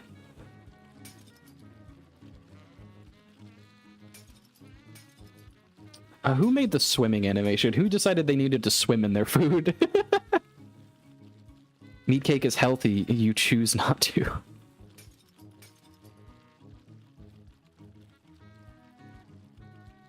We basically ended up with some core side-scroller mechanics. I think some other folks are trying to expand it into a Metroidvania type game.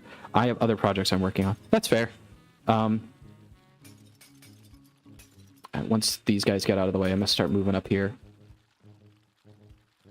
Side-scroller mechanics.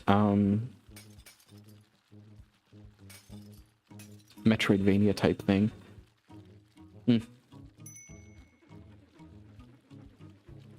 What are your other projects you're working on? Anything you want to talk about? Anything that's cool? Anything that's rad? I was too slow. At least I'm accumulating money. I'm still good on stress. It seems like the chicken buffet table here has done its work. I kind of wish you could. Well, I kind of like the idea of like you don't get to choose what type of table you have. You kind of just got to deal with it. A little bit like kind of Tetris style.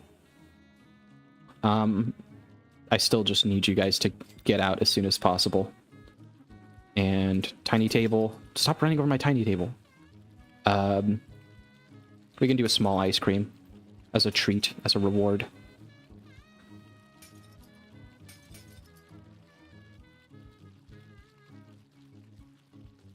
I'm kind of just hoping that all of these guys, like, they can run over the table, that's fine, but I'm going to go over here and hope that these guys don't run over the tables. I'm close to another thing. Stress is going up a little bit. We were initially going to do a Tetris table game, so you're spot on. Awesome. That's a fun idea. I think you managed to fit it pretty well into this. Why am I slowly moving upwards? Mostly small stuff. Working on a playing card sim type thing right now, and starting design of a larger Zelda-esque project. That sounds cool. What was your inspiration for the playing card simulation thing? Are you just trying to do like a tabletop simulator thing, or you're trying to like game it? You're trying to do a game thing out of it. I want to use this because it works well in game, like via the statistics, but I think I would not be able to live with myself. So I'm never going to use it. A tabletop simulator for playing cards, yeah. Have you seen Tabletop Simulator? I'm assuming you have. Jesus, they're coming in droves. I'm crazy. I'll skip around. I don't care. What made you want to work on that? I don't see many people who try to do simulator type stuff. I like it. I like simulator things. I think it allows like some fun stuff. Like I've seen a lot of people do fun stuff in Tabletop Simulator. I'm just interested in where that idea came for you. Okay, I need to de-stress. I didn't even see that. That's a problem. Do this. Reroll. I will say the reroll not changing does make it a little bit... Jesus, okay, I need to do more of that. The reroll not scaling with the rest of it does make it very much like a an easy thing to do once you get into later rounds. Like you just reroll for whatever, and then it becomes more just like, why not choose the things you're placing down?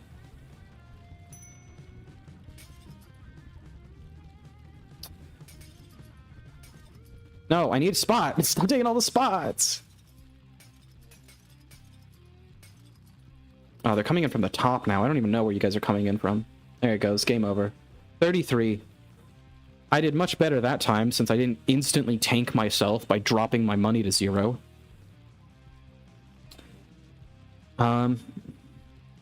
Goofy reason I'm taking a French class online right now. The teacher asked us to bring playing cards. Like half of the class didn't have cards on the first class though. So I figured it wouldn't be too hard to make a tabletop. Yeah. I mean, why not? Playing cards are one of those things that have just like been around forever. Hold on, I'm gonna do something terrible. Okay, I was gonna be very mad if you guys let me mute the music, but not the chewing sound in the background. That would have been a very terrible experience. Tech demo for fun and learning. Yeah, that's what I like doing. The world record is 68. Jesus, that's terrifying. This is a really cool game jam. I think you did a really good job with it. The only thing I would comment on, the reroll I think should scale or do something different, or you should just give access to more cards at that point, because it seems kind of random just to spend like $50 rerolling things randomly. Something making it a bit more clear that it does not need more meat cake. I swear to God, I will ban you. Something to show the pathing makes a difference. I just having the random like click sound is kind of the only thing that teed me off to that. I think something to be a bit more intentional about, you know, what's happening so the players knows what's going on. Pausing the animations when you hit the game over screen, or having a pause screen, those are things that, you know, would have been nice to add, but I get it. More camera controls. Just put more camera controls. You built a really cool little house thing here. Like, show it off more. You guys did a really good job with the art design in the background. Toggling off the grid until you were in the table setting mode might have been nice, because it does detract, like I said, a little bit away from this cool little house you guys built. The Fared animations were really cool. I think you guys did a great job. I think you guys did a really good job on the model. Play to your audience. Excellent. You know, I think Thor's gonna love it. Don't put one of the most disgusting things I've ever seen in my life in the middle of a game that's meant to be enjoyable. Know that that's going to stay with me, and that's going to scar me, and that's your fault, and you have to live with that, just as I do. Maybe some kind of indicator warning about when ferrets are going to start coming from other places. Because even right now, I didn't even realize there's this indicator for the left, there's this one all the way here down to the right. I knew about these two. These top two, I didn't know about. I had no idea there was 4 corners of this house they were coming from. So I think maybe even just put a flashing warning when it pops up for the first time. That would be enough to show, and then they could scroll over and look at themselves. Yeah, I know you didn't have enough time. I'm not saying this is like a bad thing, you know. I'm just giving my feedback as it is, and you can do with that what you will. I get just totally, you know, you did what you did in the time you could. You did a great job. You know, if you want to abandon it, that's whatever. But you know, I think it's cool to look at these and kind of break them apart and see what worked and what didn't. Oh, you're talking about the dance. One of the ferrets do a bootay dance on the table, the band emote. Oh, yeah, that's right. There was a thing a while back where Thor was talking about his what's it called? He got like to choose an emote for the global emote because he got the hype train thing. I swear, I thought he was gonna try to submit that emote that got banned, and I thought that would have been the funniest thing ever. I'm surprised he didn't.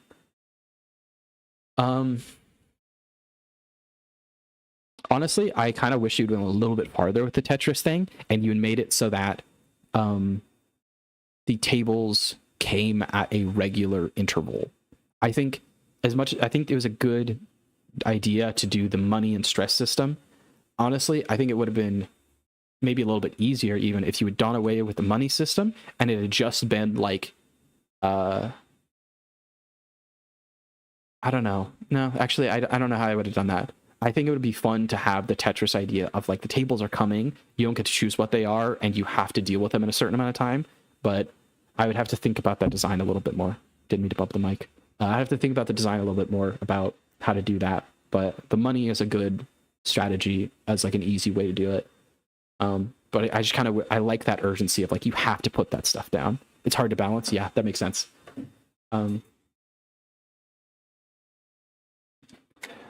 Yeah, the main thing I wish is that you had any sort of way to like look at the environment more. You guys did a great job on the art. Excellent job. 3D stuff can be rough, but I think you guys pulled it off really well. The ferrets look a little bit smoother than the rest of the things you have, but I don't really think that's a problem. Props to the team. Good job. You guys did a great job. I hope you guys continue doing stuff. And let me wait for the screen to return. Let me put this in chat for all the new people who popped in. If you guys want to play it. It's honestly a pretty chill little thing to just jam on for a little bit. Okay. Thank you for not giving me malware. I appreciate that.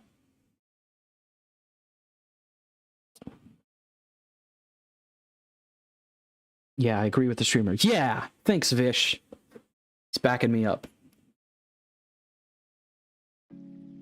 Let's turn on some music again. Ooh.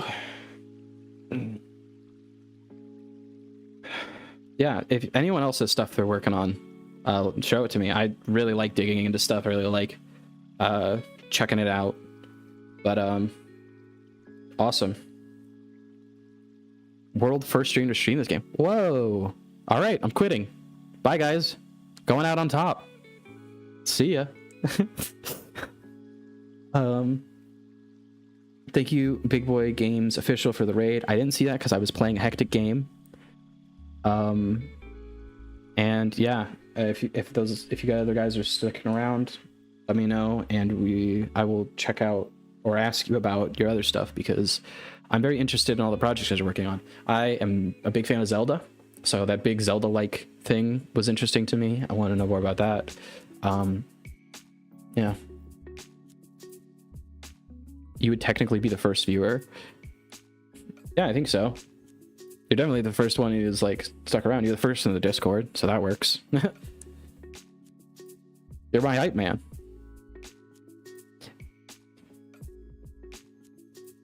All right, what was I doing? Oh yeah, I was looking at this stuff. At the first viewer of the game. That's true. First viewer through a live stream service that wasn't the creators, which I think counts.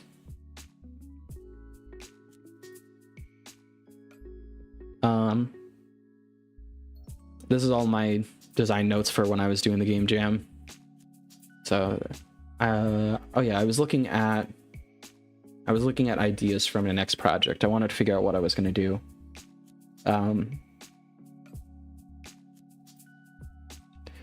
We will find some technical term for it. Nah, you don't need to. Just do the first viewer for the most popular game in existence. Don't qualify. There's plenty of qualifications that are needed on that, but it doesn't sound as cool.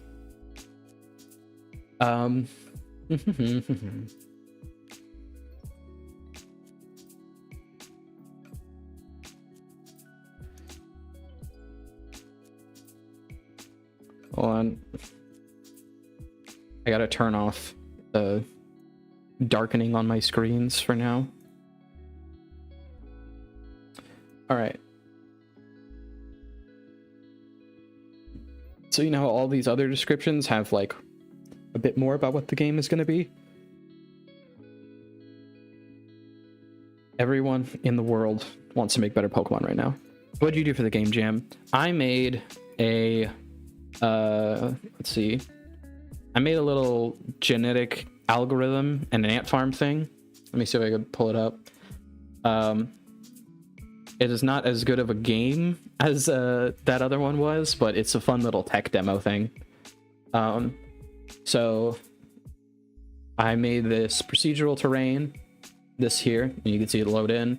You're this little thing, which I'm not good at art, so whatever. This is for a new game you're making, the sketches. Those are for other projects I've had in mind, and I'm kind of deciding which one to start on. So yeah, newer games. So the whole premise of this game is you're an ant in an ant farm, and all of these little plants are spawning around. These are actually all run by a genetic algorithm that they all have their own genome. They all sort of follow the laws of natural selection. They mutate when they drop a new seed, and those new seeds theoretically should adapt better to the environment. You wanted to make an ant game for the jam? Ants are fun. Ants are fun, and they have a lot of programmatic things you could do with them. So the main thing I wanted to play with was this artificial life simulation. Let me see. So I got it from, there's a really cool video on YouTube called Simulife Hub, and they do a lot of generative algorithms. So he has this one, which is where I pulled the artificial life idea from. And it has all genomes. It has leaf cells that generate light or generate energy from sunlight. These things that generate energy from stuff in the soil. A lot of cool videos, but I got that idea and I just kind of wanted to play with it. So I implemented this, and then I was like, oh wait, I have to make a game.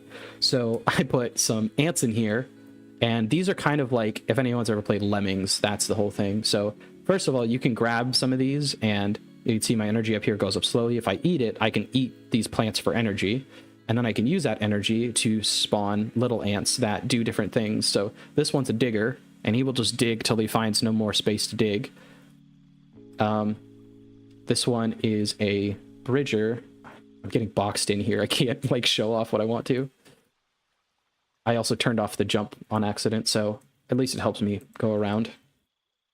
This isn't the final thing that I implemented. There's a lot of bugs in this version. The streamer Fox Hollow Games was kind enough to play my stuff before the submission time. That's the word. And so he was able to help me find a lot of bugs that I was able to fix in the final version.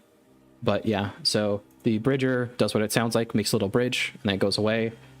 The grabber is fun. If there is a plant, which I think there will be right here, it will actually grab that and come here and feed it to me.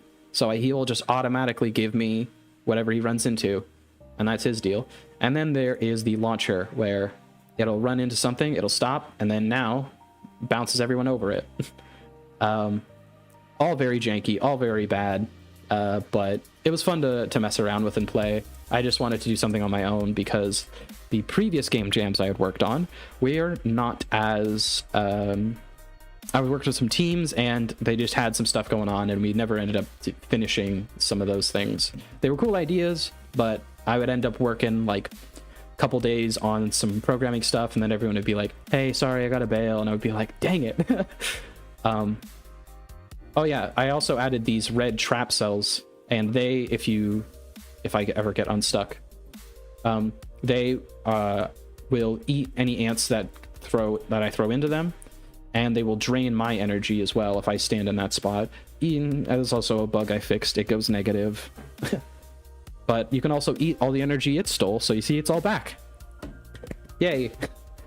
So yeah, fun little thing, fun little concept. I just wanted to make plants that looked cool, so mission accomplished, I guess. It's fun just to look at.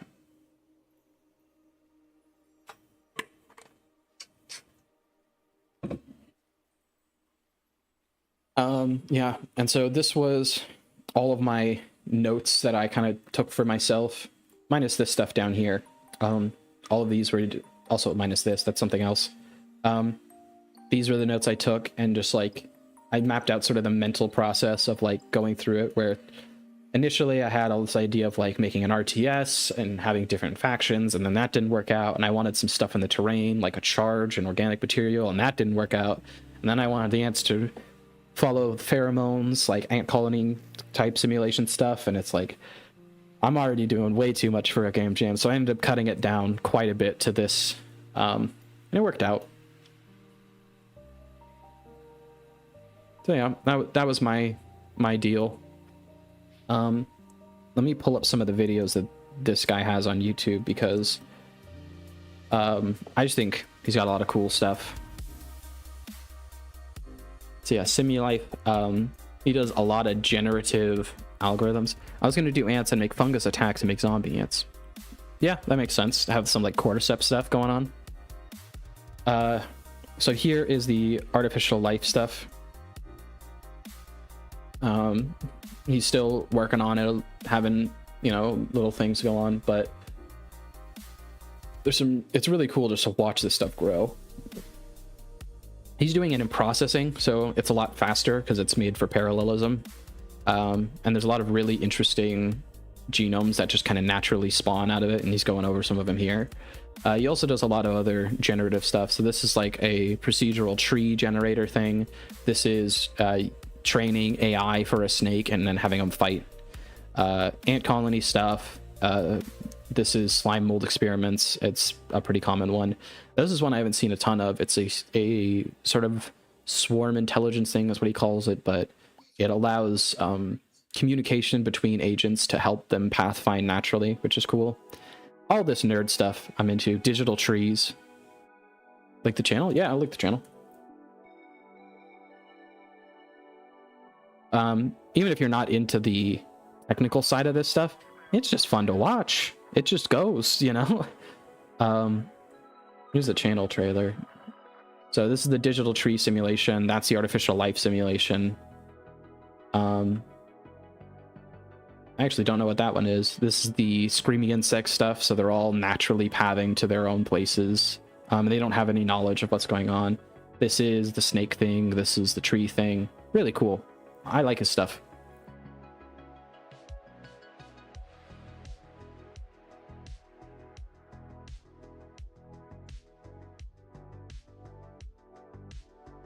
Yeah, so I like his stuff. Honestly, I think he's deserves more views, because that's some really hard programming work to get all that stuff working.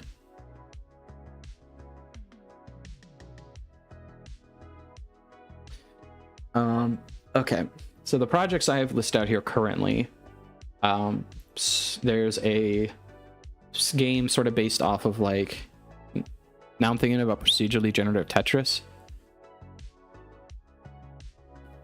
Don't quite know how you'd make that work. I've seen Sand Tetris, which is a fun little inversion on it. Tetris already kind of has procedural stuff coming down. I don't really know how you'd use procedural generation to make that more interesting. You gotta let me know your ideas. You gotta let the brain juices flow.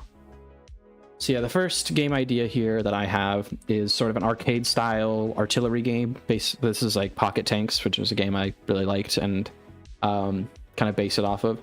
I think there's a lot more stuff you can do with physics. This was like kind of an old game where it was just like, you know, the texture was there, and if at the end of every turn it would just scroll down the screen a little bit. Something to play with. Crestfallen Caverns, a different game idea I had, just sort of like using a lot of those simulation techniques, you know, having like a ton of NPCs that go around and are competent enough to like go seek out treasure, take it back to their place, build little structures, something like that. Physics-based combat is something I wanted to play with. Instead of just having like a straight hitbox of like, I press the hit button and then a little box appears in front of me, and if you're in the box you get hurt. I like the idea of actually simulating the weapons, so you can do some fun stuff with that. I have a couple prototypes of that, which I think is fun. I also wanted there to be like a lot of non-combat things you could do, like if you wanted to be a merchant, if you wanted to grow things, if you wanted to like be support. I wanted to focus on not just making interesting combat, but making those other jobs worth it, so you can have a group of people who actually have different specialties. And of course, procedurally generated worlds, really like this cave generation algorithm. I've used it a ton of places. This is a different game jam idea that was had. It was a tactical RPG like Fire Emblem, if you've seen that. The theme was sacrifices power. So the idea would be that you start out with like a group of members, like a full team, and then each level you'd have to sacrifice one, and you would gain their abilities, but you would, obviously reduce the size of your team. So you'd go from being a group of powerful, tactical fighters to one super strong one at the end of it. I want to make better Pokemon. Pokemon makes me sad. I like Pokemon, but it's just, everyone knows that Pokemon's sad. The thing that I think would be really fun is I think you could do a much better Pokemon Go. I can't spell. Pokemon Go. Sidetracking you, but do you have any published games? You have cool design ideas? No, so I have mainly been working on prototyping a lot of stuff out. So if you see, I have a couple other projects, but I like working all in one project. And you can see just like I have so many different things I have worked through and prototyped out. I like coding and game design as a hobby. So I do a lot of stuff. I hadn't really tried to do any sort of streaming or game jam stuff until this last game jam, where I just kind of got the itch. I got the feeling, and I was like, I'm just gonna stream. I'm gonna do it on my own. I'm gonna figure it out, and it worked out really well. But I've been playing around with this stuff for a while, and I don't have anything published yet, unless you count the ant thing. Yeah, I hopefully will be able to put some of these things out there and test them, but I really just kind of kept to myself up until now. I've seen Pal World, yes. Oh wait, Pokemon Go, right. I felt like they left out so many things there. They could have had the world and just lost it. They could have had so much more, done so much more. Pokemon Go has frustrated me so much since its inception. I was so mad because what happened was there was Niantic, and they had a geolocation game, one of the first, called Ingress.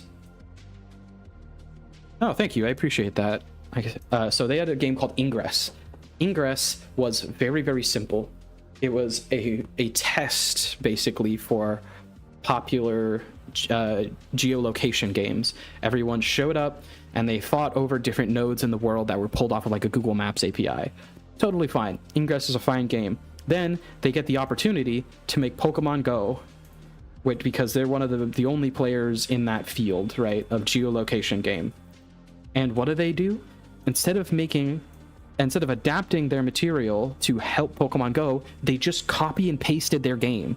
They copied it over, and then they made 3D models run on a phone, so everyone's batteries exploded, and everyone's CPU couldn't handle it. Then they make it so that you fight real-time action battles over slow, terrible mobile Wi-Fi, and once again, blowing up people's phones, doing the exact same thing they did already with Ingress. And they've done a lot of things since then. I haven't looked too much into it. They've done a lot of things since then of like expanding it into like different research events is one of the things they do. They have like routes now. So if you walk a specific route, it helps, or you get different benefits. They have event days.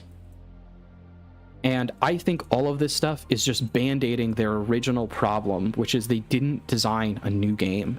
They're adding new stuff, but like, what does this do, right? When I think Pokemon Go, I think of running around in Pokemon, right?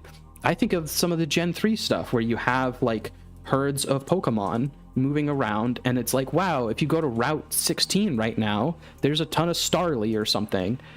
Why not have some sort of background persistent tracking of the things in the world, Like, that would be really cool if you could just be like, Pokemon Go sends you a notification. It's like, there's a ton of Magmar right now in Yosemite. Go to Yosemite and everyone will be there getting Magmar. That'd be cool, you know? Have reasons for people to go places and actually track these sort of migrational patterns. I'm not saying you have to have like a full-on simulation of everything, but just position tracking is something you could definitely do, you know? And the thing that bothers me the most is that Pokemon Go was set up and primed for the best part of Pokemon, and that is, hold on, reveal, legendaries.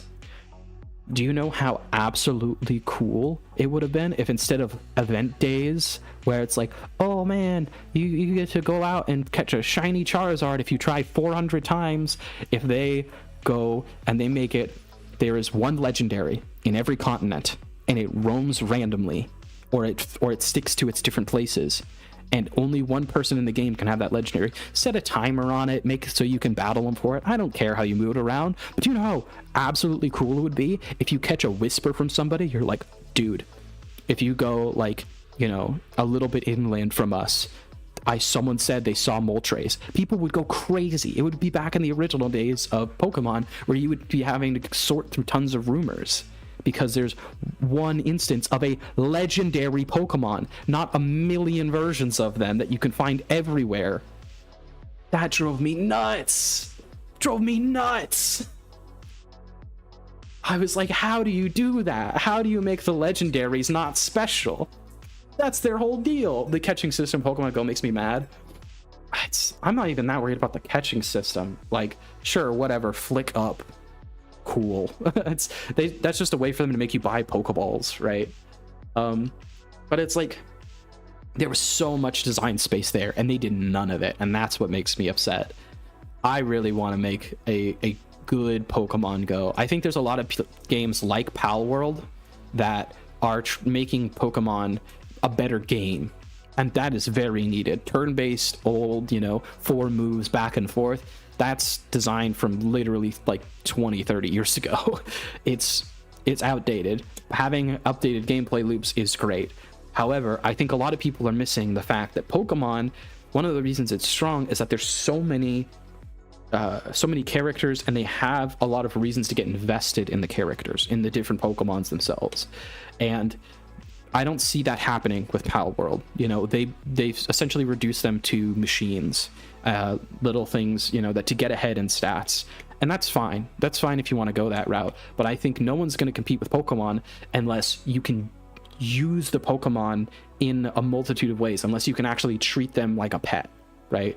Unless you have all the things like you can make Pokeblocks and feed them, and you can take them to contests, and you can go and camp with them, and you can pet them, and blah, blah, blah. You know, like, Pokemon isn't necessarily about the combat or about the game mechanics. It never survived on that. It wasn't revolutionary when it came out. It was technically stolen when it came out.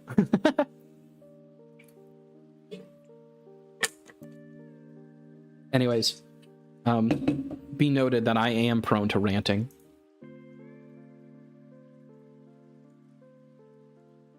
Pokemon was stolen? Yeah. This is something I learned recently. But let me see if I can pull it up.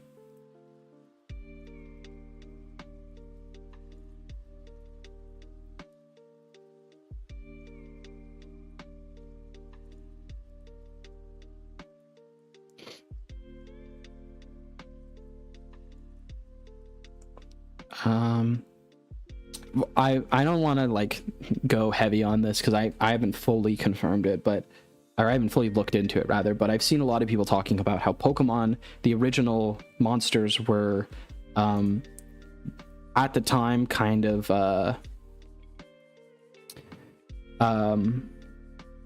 what's the word? I don't know. There was a thing where they were very similar to something that existed before, which was Dragon Quest monsters. It never took off the way Pokemon did, but I can't find the photo I saw, but yeah, I don't know. Look into it yourself. But there's a whole series called Dragon Quest Monsters, and Dragon Quest has been around forever. It's been a staple of a lot of the Japanese scene. Oh, here it is. So this is the thing that I saw. No. This. So yeah, you could see a lot of these designs, and Dragon Quest was made a long time ago, and you could see a lot of these designs look similar.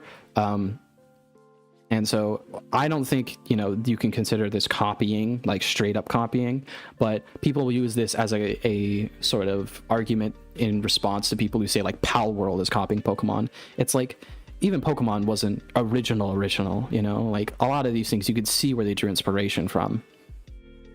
I think Palworld has a bit of that, just players choose to abuse them. I think there is a difference between choosing to abuse your Pokemon. Like, there are people who play Pokemon and they don't engage with all of the other side mechanics. They never played Pokemon Camp. They never like tried to dress them up for competitions, or like even give them a nickname, right? That's a big thing, right? It's like a lot of people just kind of played and were like, cool, Growlithe, whatever. Those people are using the Pokemon for their intended use, which is to play the game. But notice how there wasn't any option in Pokemon where it's like, you can release them into the wild, you can't shoot them in the back of the head. Like Pokemon specifically was meant for kids, and it restricted the amount of stuff you could do by that logic. Palworld is intentionally trying to incentivize people and be incendiary in that way of like, what about Pokemon with guns? What if I butchered them? What if I give them the option to cut up a little animal and put a little pixelated thing over it because I know it's a bad thing? Like they're incentivizing that. It's a way to be incendiary. It's a way to get people to talk about stuff, but it's not about the animals, right? Like, they're not supposed to be treated like animals. They're supposed to be treated like robots. Otherwise, you have to accept that they put in an option to brutally murder an animal, which I guarantee you, if you put just like a regular dog there, that wouldn't be okay. People wouldn't like it. I wish Game Freak had time to make a really good Pokemon game. Yeah. I'm hesitant to say I wish they had time, and more just like I wish they had the desire. Game Freak is a company like anything else. I've listened to a lot of stuff about the development of different Pokemon games, and a lot of Game Freak was like, they're split on multiple projects, they're pushed on timelines that don't really make sense, but all that's coming from somewhere. All that's a decision that someone made. Noted. Gonna add killing ferrets in the game and make more meat cake. Do you want to be my first ban? Do you want to be the first person banned from my channel? I'm asking you genuinely, because I can do it. I got the power, and right now I have the will. Disgusting. Disgusting, man. Disgusting meat cake. How dare you?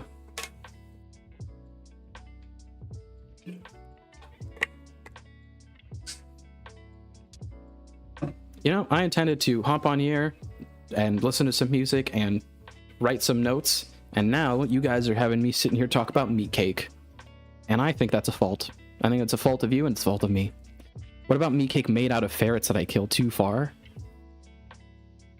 If you can't answer that, go seek psychiatric help. If you can't answer that question for yourself about whether you could take creatures that you like and that a lot of people like, and if you can't just grind them up and make them into cake, if you can't figure that out on yourself, you can't suss the answer out, you're too far gone, and I can't help you. You need a professional. This is not the place to be seeking help. Snorlax cake. I'm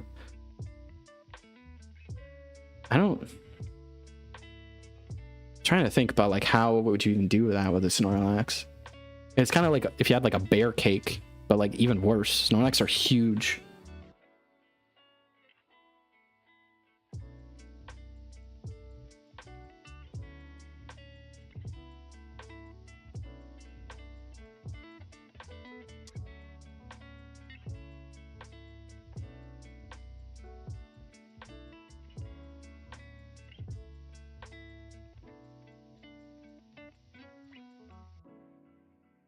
All right. This is an idea I've had that I have not put out a lot, but a tabletop game. I want to make a tabletop game. Inspiration being inspiration. My biggest weakness, words in the correct order. Inspiration, U realms. A a while back, I found a small creator that they made their own tabletop game. They were super big into Dungeons and Dragons. They made their own tabletop game, and they actually made it into their own tabletop show. And this was actually quite a while before Critical Role and Dimension 20 really got popular. It's called U Realms. They ran into some issues internally, like their team and stuff like that. The guy was super creative, but you know, he had some like stress issues and stuff. So a lot of it's unlisted, a lot of it's private. Some of it's back out there, but it's not going anymore.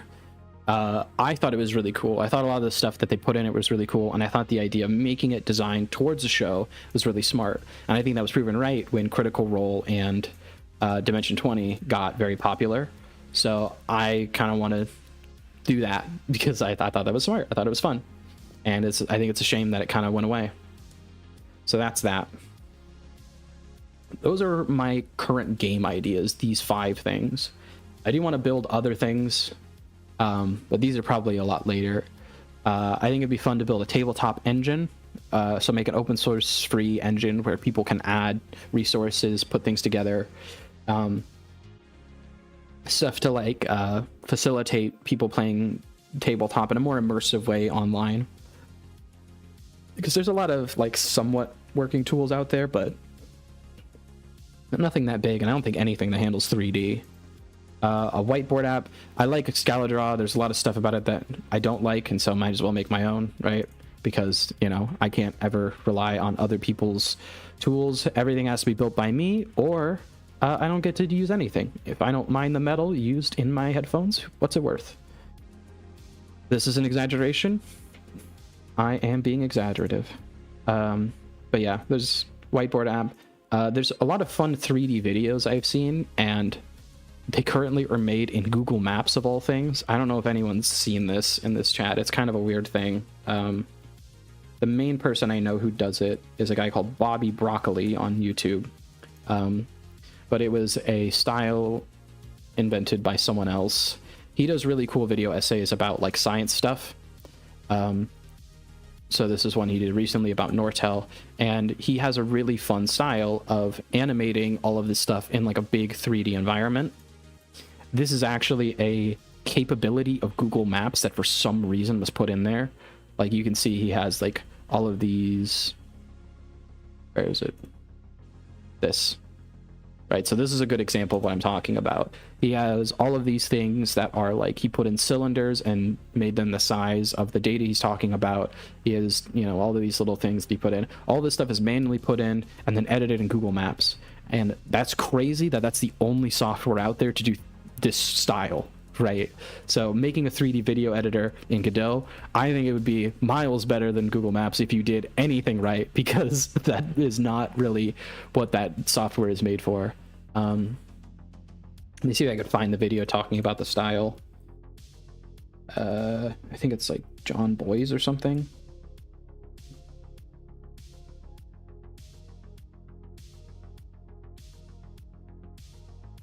Yeah, so here is this video where he talks about this is Bobby Broccoli, and he's showing how he animates his stuff, and it's how to animate in Google Earth, which is crazy. It's really wild, yeah, but it's fun. So I think you could definitely make a cool 3D video editor and a text editor. Didn't even know what I was saying. Yeah, right.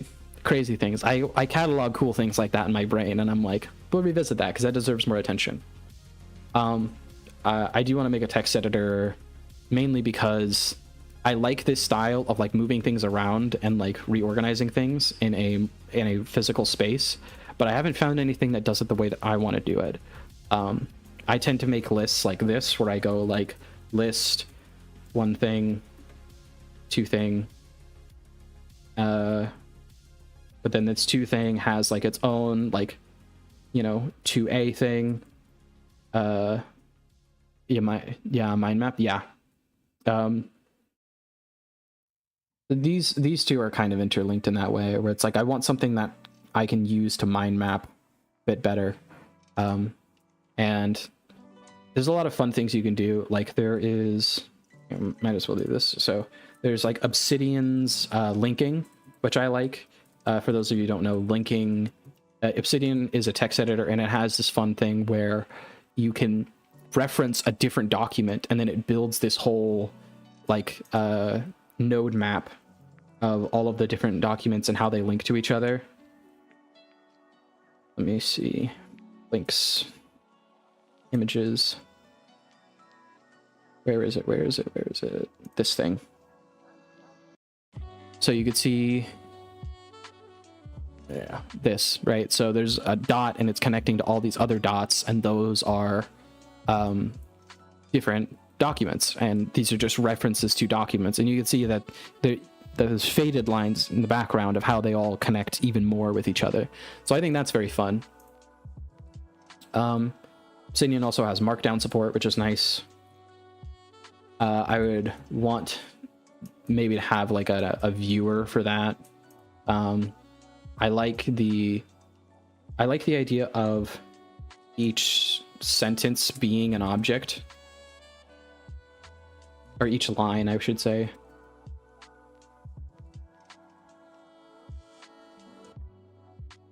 Benign being an object. So you can see how, like, because I typed all of these separate, I can move these around in any order, you know, which I find to be very helpful when I'm mapping things out in my brain, but I have to make a new text object every time. Like, it would be fun to have a button that just separates it all, separates it by line, separates it by character if you want, you know, but I haven't seen anything with that kind of support yet. So there's a lot of little things like this that I think could be fun. So I'm going to delete this, and I'm going to mix it with the text editor because I think that's more appropriate. Mind map.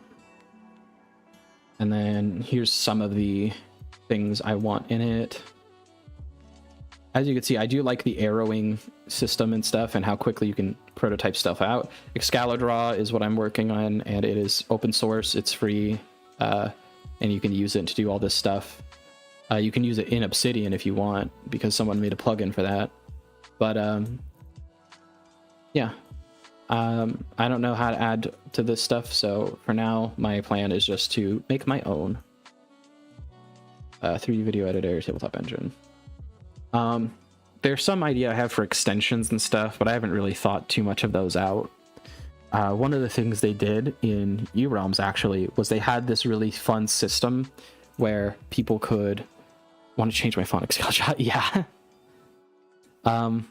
There's a lot of things that I think Excalidraw could do better. I just think that we're moving into an era where there are ways to make a project both open source, free, and continually updated, continually supported. Like, look at Godot. Godot is doing great. Blender does great. I think there are ways to do it. I don't think a lot of people are used to it. I think a lot of people are used to the usual money incentive models and stuff that we have, and I just think it's something to play around with, you know. Let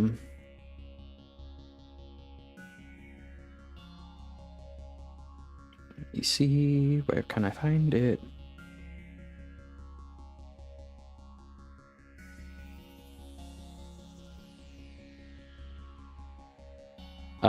Okay, hey, this works actually really well.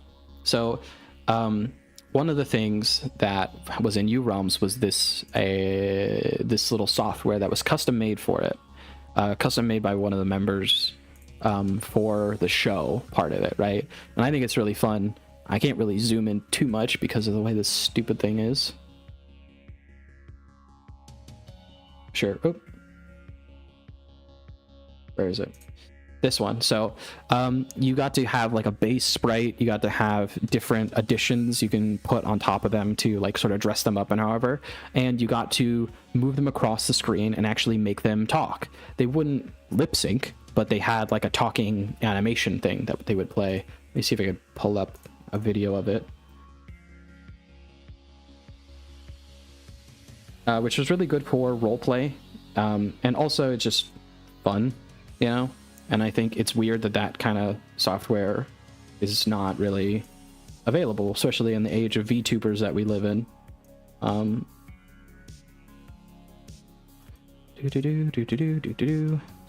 Here it is. So these guys were modeled after their own characters. So this guy's a skeleton. Don't worry about that. He's Brook from One Piece, I'm pretty sure. But when they talk, do it, speak. There you go. So they have just like a little speaking animation that's not actually saying anything. It's just like, you know, moving the mouth in a couple phenome positions.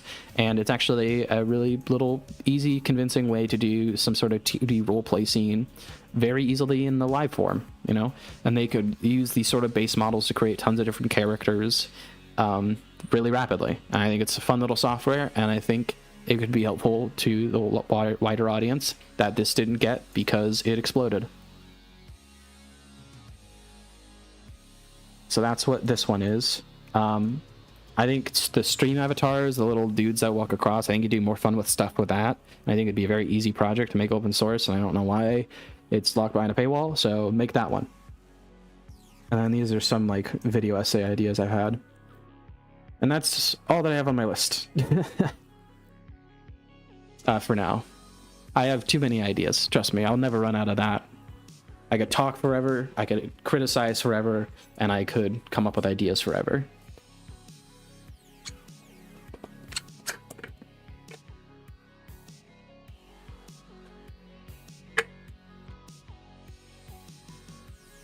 One thing I don't get about Excalidraw, let me see, is it here or is it in like the settings or something?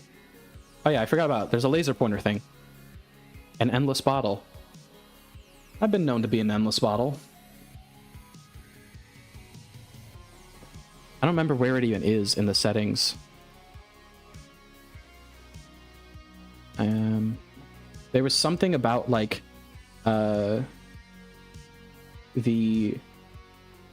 how crude, sloppiness right here. So you can make your arrows look more handwritten, and I'm like, how do you add this but not like different fonts? Like, why would you want your arrow to look worse? I get it's more of like a stylistic thing, but like this is the thing that bugs me, is that it's so bad that it has a space between the back and forth, and I'm like, I mean, like, terrible to look at. You know, I have sloppy handwriting, but come on. Ugh. This is supposed to be a short stream, and it has ended up not being a short stream. So how dare you?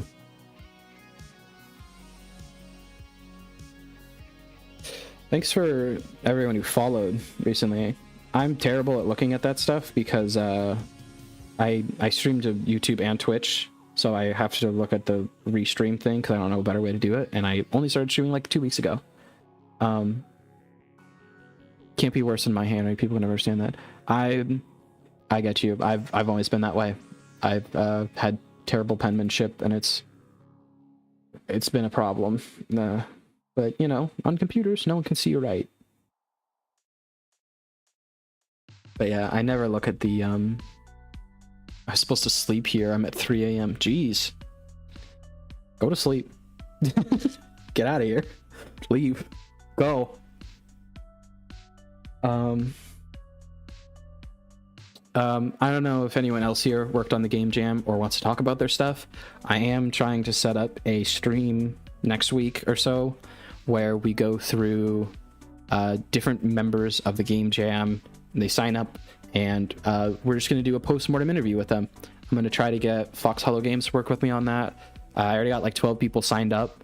I'm going to communicate with them and see what the best time is, but hopefully that is something we can do, and we could talk to them about their games, and we can look at them, play them a little bit, go into what the design process was, what did they learn from it, what was the hard parts of it. So yeah, hopefully I'll get that going next week, and if anyone here wants to do that as well, let me grab the form link.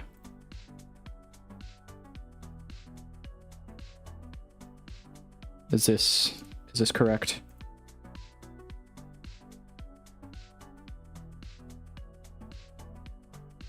This is too much text. I need less text. I just want the link. I don't need the everything else. There we go. So yeah, here is the link. Just a Google form asking if you want to participate, how to contact you, and what times work for you. But yeah, I'm excited to try that. I really like digging into people's stuff. I really like giving feedback.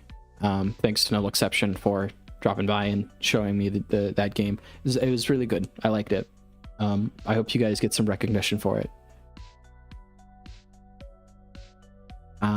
I think I'm gonna eat.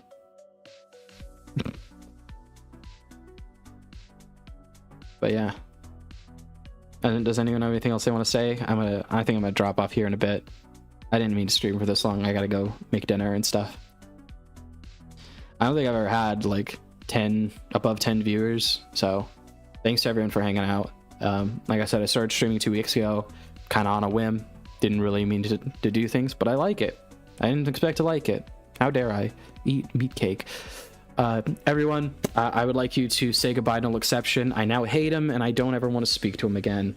They are terrible. They suck, and everyone needs to attack them viciously with their words.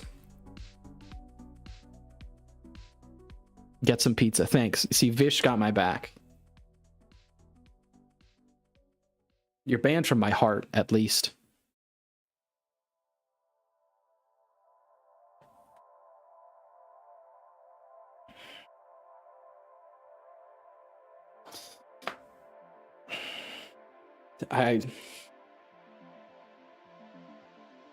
It's a terrible thing to experience other people's work and to, you know, enjoy interacting with them, and then they just turn around and they hurt you so deeply. They scar you mentally and emotionally in a way that will stay with you forever, you know?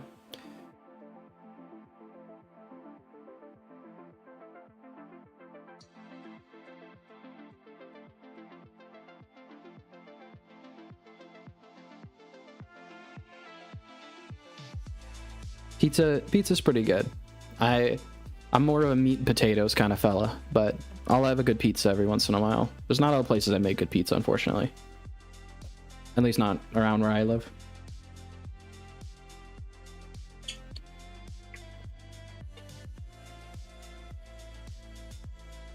Oh, I actually have enough viewers to do a raid for once. I don't even know who else exists. You could tell I'm new at streaming because I'm not prepared for this. You never tried meat and potatoes? Is that true? Are you some sort of weird pizza like pizzatarian? You just eat pizza? Listen, I respect other types of like diets and stuff, but like I've never heard of somebody who just does pizza. Maybe someone else playing Game Jam games. Yeah, that's what I'm trying to look at and see who else exists. Meat and potatoes is not a thing there. Dang. I guess it's more of like a English kind of thing. Let's see. Browse categories. Software and game development. Who's here? No, stop talking. Stop. No. Stop it. It's my stream. No. Shut up. That guy tried to hijack my stream. All my emojis are pizzas. All right. Maybe you're a little bit more into it than I gave you credit for.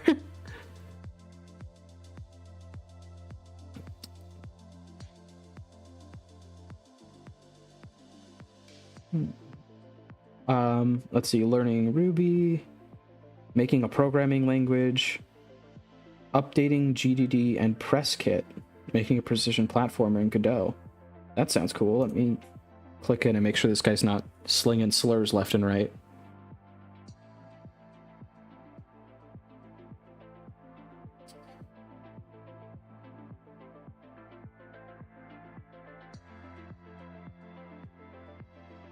Let's see. There's a lot of VTubers. I'm surprised. I don't think I've ever scrolled through Twitch browse. I'm not a big online like person. I watched like Thor and a couple other people. I'm not super big into this.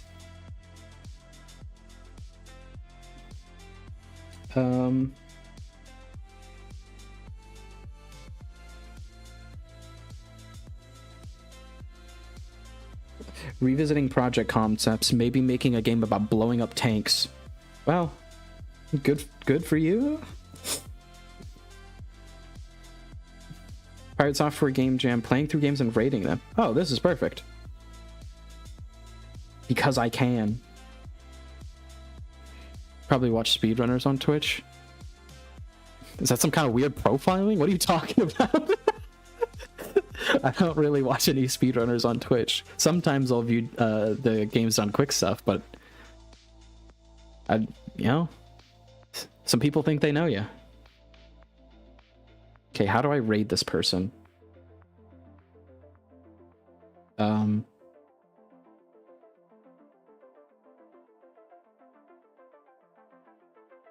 There we go. All right, I don't know if this guy is terrible or not. I did not check for a long period of time, but as long as they're not saying a lot of terrible things, I hope you enjoy seeing them. They're playing some more Game Jam games. Hopefully I could talk about it a bit more. Got some friends waiting on me, so I'm gonna lurk in the stream. You raid. Cool. Yeah. Thanks everyone for being here. I will probably be doing this more often. I'll probably try to set some more stuff up. I'll add you on Discord, by the way. It's a fun stream. Thanks. Oh yeah, you have my Discord message from when I went live. I probably should link. I made a Discord literally just because Vish asked me to, because he was the one person who viewed my streams like last week or something. Let me see. Invite people. I feel like a baby doing all this stuff. I have no idea about, like, everyone's so fluent on this stuff and I've just never tried it before. All right. Before I raid you. Discord. Come hang out. I'll let you know when I stream. I do have a stream announce thing in there, but yeah. Other than that, we're gonna read Nigelus. I don't have a special message. Be supportive. Want to message personally if we made a server. Oh. See, I don't even understand this stuff, man. Now everyone will know my noob questions. No, you're good. You're doing really good. You did all that. You made that thing in what's it called? You made that mobile like joystick thing. Oh my god. Do I have a message now? If you say meat cake to this person, I hope they ban you. I don't know. You guys say whatever you want. I'm out of here. Goodbye. Stop harassing me with meat cake. Get out of here. How dare you guys?